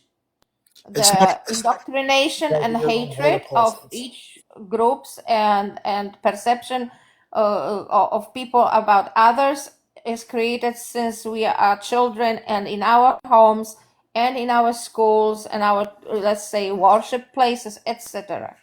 So that's what I wanted to say. Well, yeah, but what do you think creates that when it comes to the Zionists? Maybe it's because they unalive entire families, they bulldoze entire villages, I they put. disagree, of course. I am against unaliving anybody, and especially entire families and people. But here we was speaking about why, there's we think that somebody is like this group that we should let's say despise and so on, and how it's created image of certain groups and how it's portrayed by media. So Simon, let me just add something here. Simon, my cat, or whatever. Sorry, Simon, my lovely. I think you said. I can't see it all. You've got when I think you were talking about Palestinian kids dressing up as H Group. H Group is a resistance organization. So if Palestinian children are learning the art of resistance from a young age, that's a good thing. They need to learn. They need to learn what the resistance is. They need to understand how to resist their occupiers, because the Zionists are their occupiers. They are their illegal, military trained, militarily equipped occupiers. Yeah, but there is a difference between, telling people, you should look, these people are doing bad things to us, and we should resist. And there's a different thing to tell people, you know what, the only way we should resist is to get even, because That's an that, interesting That's point you but, make. but, but because we're not taught that. Absolutely nothing about anything from the last 105 years. I don't know if you know what the Great March of Return is, but it's just one example of how every time Palestinians have tried non-violent resistance, their 2-year-olds have been met with bullets. See, yeah, Simon, he's absolutely right. I agree, They tried. but Simon, indoctrination they happens tried. at early age, and I don't think Listen, it Simon, helps you're not going to anything. teach them how to resist. You cannot teach them how to resist. You cannot preach moral values how to resist. What they're doing, what has to be done for them to mount an effective resistance. They're on the receiving end of this bullshit. They are the occupied. They are the brutalized. They are the victims. They should resist in any means necessary. Everything goes. It's okay to teach the little kids how to stand up for themselves when they get screwed like that. This is anybody. If you're a normal parent, you teach your child how to stand up to bullies. There's nothing wrong with them resisting, especially. Huh? We got to have some kind of order. People are jumping on each other. So let's do that. This doesn't solve any. Hold on. Let's do this. Let me give people turns now, because people keep jumping on each other. I don't want that to be the case. So I'm going to let Simony respond, and then we're going to let Federico come in, who hasn't spoken at all yet, and then we'll go around the horn. Okay? Yeah, I am pro-Palestinian, but I also think that we should not indoctrinate anybody at early age, okay, into a hatred of others, right? We shouldn't. because Put the Israelis first. Before you preach to the this Palestinians, only talk to the works Israelis. against people. This only indoctrinating people only works against everybody, because if you poison people's minds, they're poisoned. Okay, either way, either Israeli Are you aware?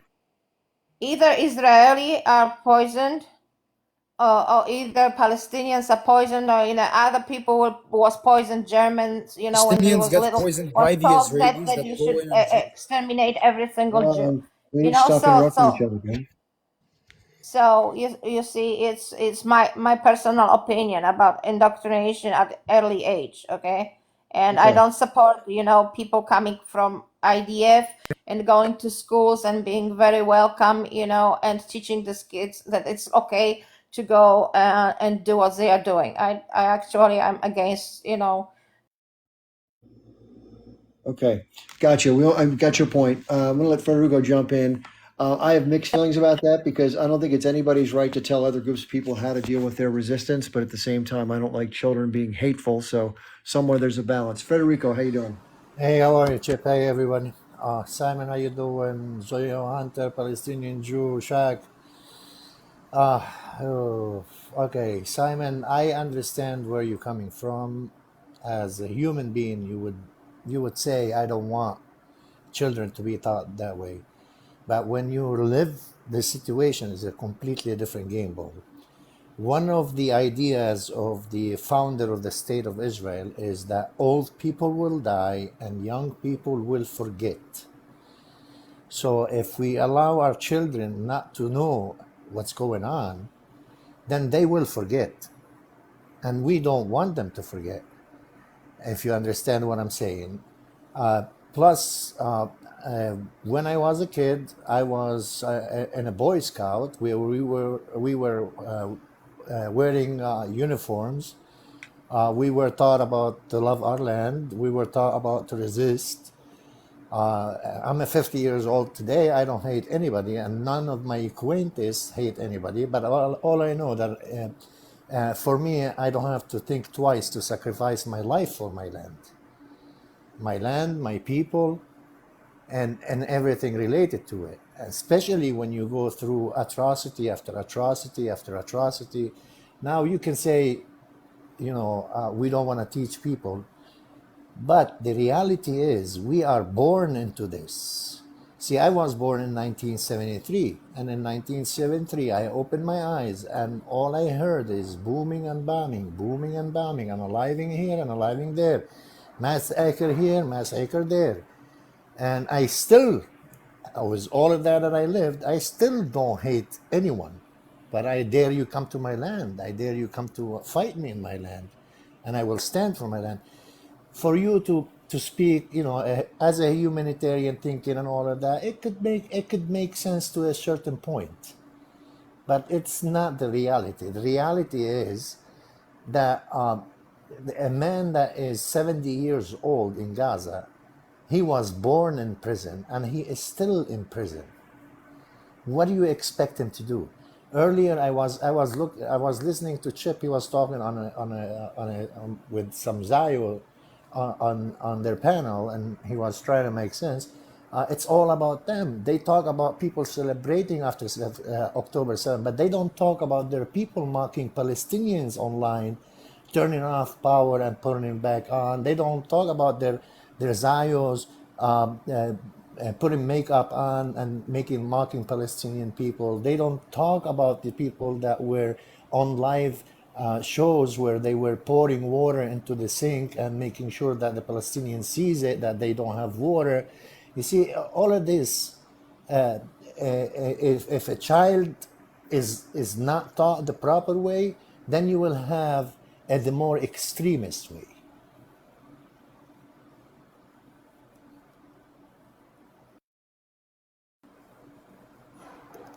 And I don't know. So what I want to say is that I support fully Palestine, and that problem was created by governments.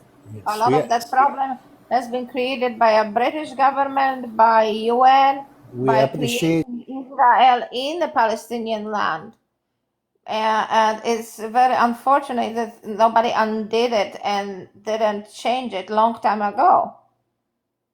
Yeah, we appreciate your support. But then the H was also sponsored by Benjamin Netanyahu. Benjamin Netanyahu has been donating millions of dollars to H to keep it quiet because he was taking bribes and he had to choose, far right cabinet to, create new laws to save his tush.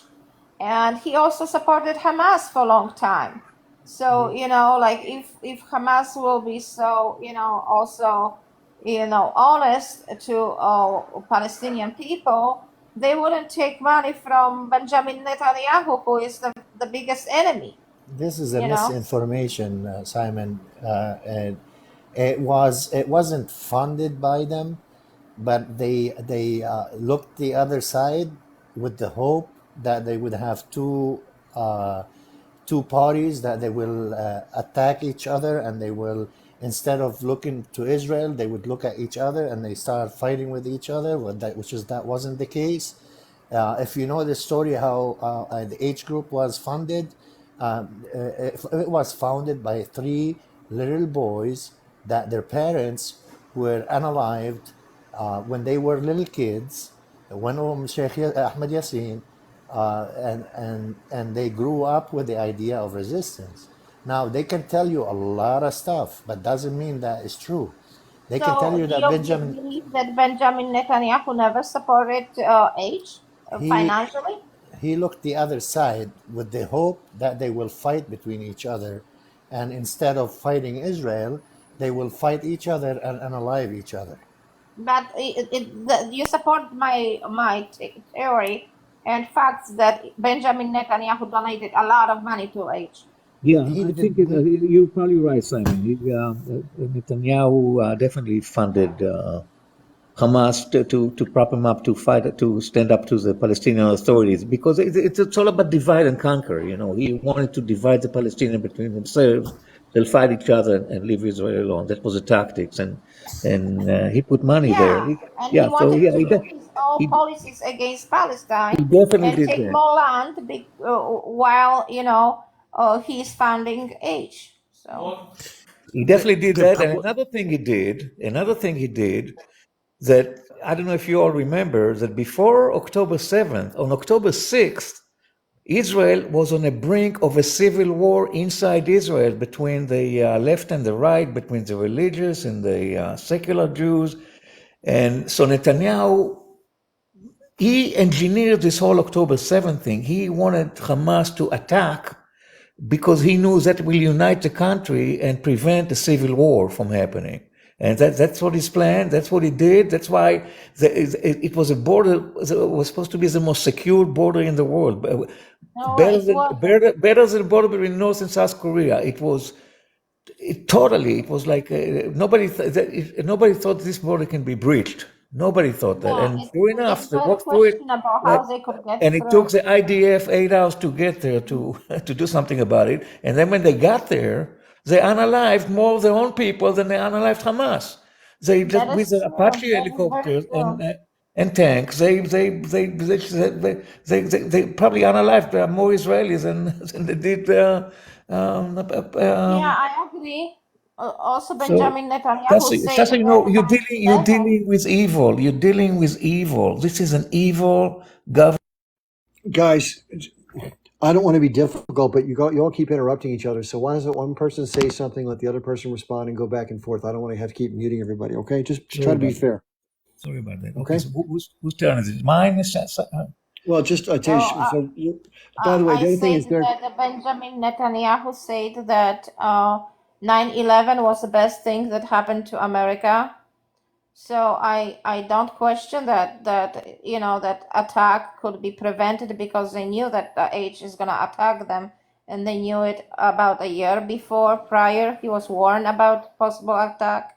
So it is very possible that they facilitated that entry into the territory in order to then respond with military action.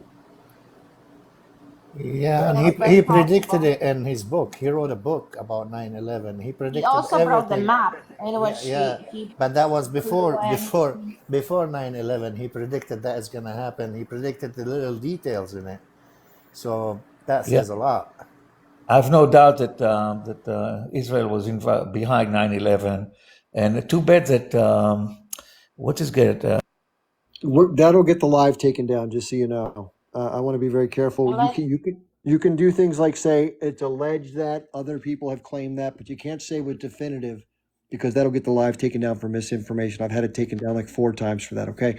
And real quick, I want to let everybody know this is going to go on for another couple of minutes, and I got to check out. So yeah, just please, I hold think on. we should not speculate because we Hold on. I want to give other people a chance again. And Shaq hasn't spoken in a while, and then Federico, and then if you all two want to finish up. I just want to be fair to everybody.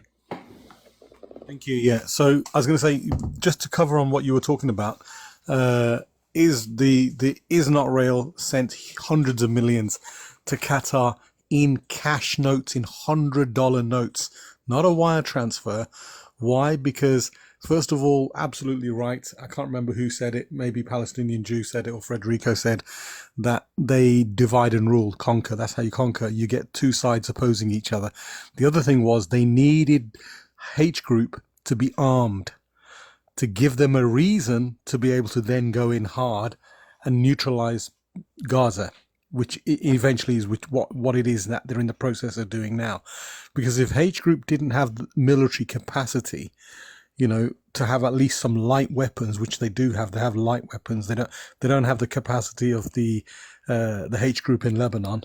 Okay, which is a whole different story, and that is where the Zionists will get their asses seriously kicked again, like they did in 2006. Okay, but they sent $1 billion. Netanyahu sent over $1 billion in $100 notes, in crates, in pallets. This is confirmed by American officials as well. Okay. This is not a secret, by the way, because he publicly spoke about this. To prevent a independent Palestinian state, we must support the H group. These are his open words. These are his public words. Okay, it's all on camera, so nobody can deny any of this. This doesn't mean the H group are working with the Zionists. Okay. They're 100%. They're not. They are the resistance. They're the people's resistance, and absolutely right. It was created by three men when they were boys became orphans. So the resistance of the H group in Gaza is 100% legitimate. And just to help you with your clarification, Simon, okay. Because you're questioning, the method of resistance or whatever. Under international law, any occupied people have a right for military response by all means necessary. This is the Geneva Convention. Okay, you need to have a look at the Geneva Convention, international law. Any occupied person has the right to expel, even by military force, if that includes unaliving your occupiers, and therefore all occupiers are military targets. So every Zionist Israeli within occupied Palestine is a military target because they're all participating in the occupation of Palestine. I'll hand over now. can I speak now, or this is not my turn? It's You guys. my Yeah, I think Federico's next. So it's my turn, but go ahead. I think Federico is next. Go ahead, Federico. No, she can go ahead. Okay. Go ahead, please, Simon. So I just wanted to say that you're saying it's like likely, there was 3 boys and orphans and so on. But the true nature of that resistance is also unaliving people and innocent people, maybe even people who are supporters of Free Palestine. So it's not like a clear, that you're just taking the H is only taking Zios, So it's not so flowerful that and beautiful, but because taking out babies that are not even, doctrinated yet, into hating Palestinians is such a beautiful thing either way, So we have to also think about that, and some people unalived in this October 7th was actually activists for Free Palestine. So, it's resistance, yes, but, the resistance should be turned against the government. Why they don't go for those people that publicly say that they want to unalive Palestinians, that, for government or government officials? Why they go for civilians? That some of those civilians are just as innocent as a lamb, not Can I not just only can I Messiah. just say something? Let me just say something. Go ask the The government. Yeah, no, let me explain something to you. The overwhelming numbers of people. I'm going to share a video tomorrow. It gives the exact numbers of how many people are unalived and who they were. The H group only unalived 28 civilians. You've been lied to. Everybody has been lied to, and even pro-Palis are saying, "Oh yeah, 1,200 and a few hundred of soldiers." The overwhelming majority were soldiers. The Israelis killed their own people in huge numbers to blame it. We've already know that the Zayas are. That's not true. Just to let you know, there's an Al Jazeera documentary that covered the very exact nature of the unalivedness. Watch the documentary. It's called October 7th, an Al Jazeera investigation. That what you're saying is not factually correct. So how many? How many? I'll share a video with you, Chip, for you to have a look It's at. not factually correct. Just don't make statements like that. It wasn't only like 20 or 30 people. It was way more than that. How many? Do you know, Chip?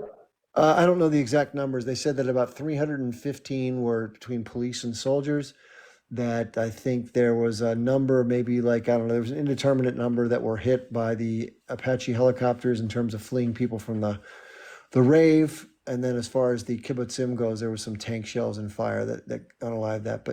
And we don't know how many people were H group members versus civilians that poured into Israel. That's the other factor, but it wasn't 20 or 30.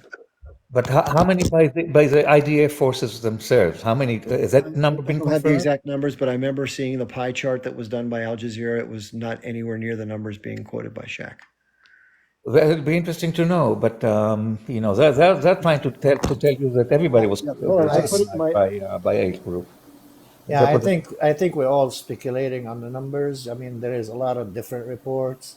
None of us could confirm or deny any numbers or anything. I'm sure there is casualties from all kind of sides. It could be higher or it could be lower. We all of this needs to be determined, and usually is determined as things unfold after the fact.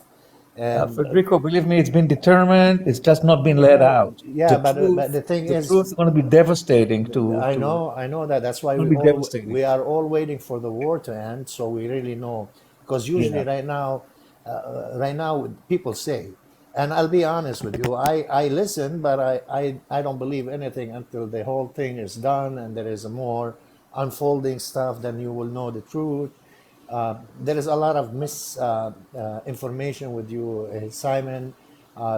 If you accuse the H group of being so violent against civilians, why would the majority of the Palestinians support them? And I think most of that information that you got, resistance is resistance. People get unalived. War is ugly. Civilians get hurt. But the intention, I don't think there's a lot of Jewish people that go to the West Bank and go to Gaza and nothing happens to them. And for whoever told you that information, he just misinformed you. I know from I'm Lebanese, and the H in Lebanon are the most polite, disciplined people on the street. Like if you go on the street and you see one of them and you smack them across the face, they will not react. They are disciplined. Yeah. If they are driving, if they are. Let me finish this. Okay. And if if they see you crossing the street, not because they're powerful, they run you over and they cuss you out like the IDF does. Actually, they stop and they allow you to go through. If you go to to their neighborhoods and you're an old woman carrying a grocery, you would see them run to you, hold you, help you up to get to. So there is a lot of when especially I'm not a religious guy, okay, but I know what Islam stands for, and if these people are truly religious, they would not do none of that stuff. And if it happened by mistake, and they always stand and take responsibility for their actions. Okay, can I And finish now? So because I have to go. So on a conclusion, I have some fundraisers posted for people that want to evacuate from Gaza, and one of them is a fundraiser Yep. for Dr. Mughrabi, and Just let he's you know. trying to raise money. Hold on. We don't do fundraisers that are unverified. Just to let you know. I didn't mean to drop you, but I couldn't mute you. So if you want to get verified, the way you do it is there's someone on Eric Warsaw's lives named Rima, Reema. And then, of course, once I hear from Eric or Rima, then I can let somebody come up and make a request on my lives. But I don't do it unsolicited because unfortunately, we had a couple people come up earlier that weren't being honest. I'm not saying you aren't, but we had people trying to take advantage of it. And we learned the hard way that you have to be more careful. So again, Eric Warsaw, Eric is spelled with a K. And then he has someone named Rima, Reema, on his staff that we can promote your thing if it's something that they've verified. Okay. Sorry, I didn't want to let you say it because a lot of times people, once they say it, it's too late to put the toothpaste back in the tube. yeah, I wanted to correct her on something she said, though, before she dropped. That she said that some Israelis are supposedly pro-Palestinian. That before October 7th, there were what did she say? That they were wanted free Palestine. It's all garbage. No, those people that sat on this kibbutzim next to Gaza, it's all on stolen land.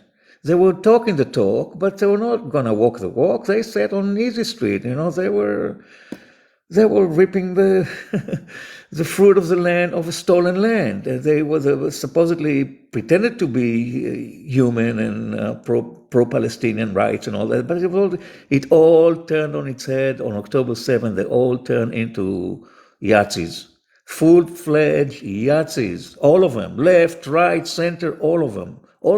You can count the people that are truly pro-Palestinian on the finger of two hands, really. And none of them live in Israel anymore because they can't. They'll be unalived in a minute. They cannot express it. That's it. Freedom of speech is gone. It's gone. And all those fake Palestinian lovers are all fake.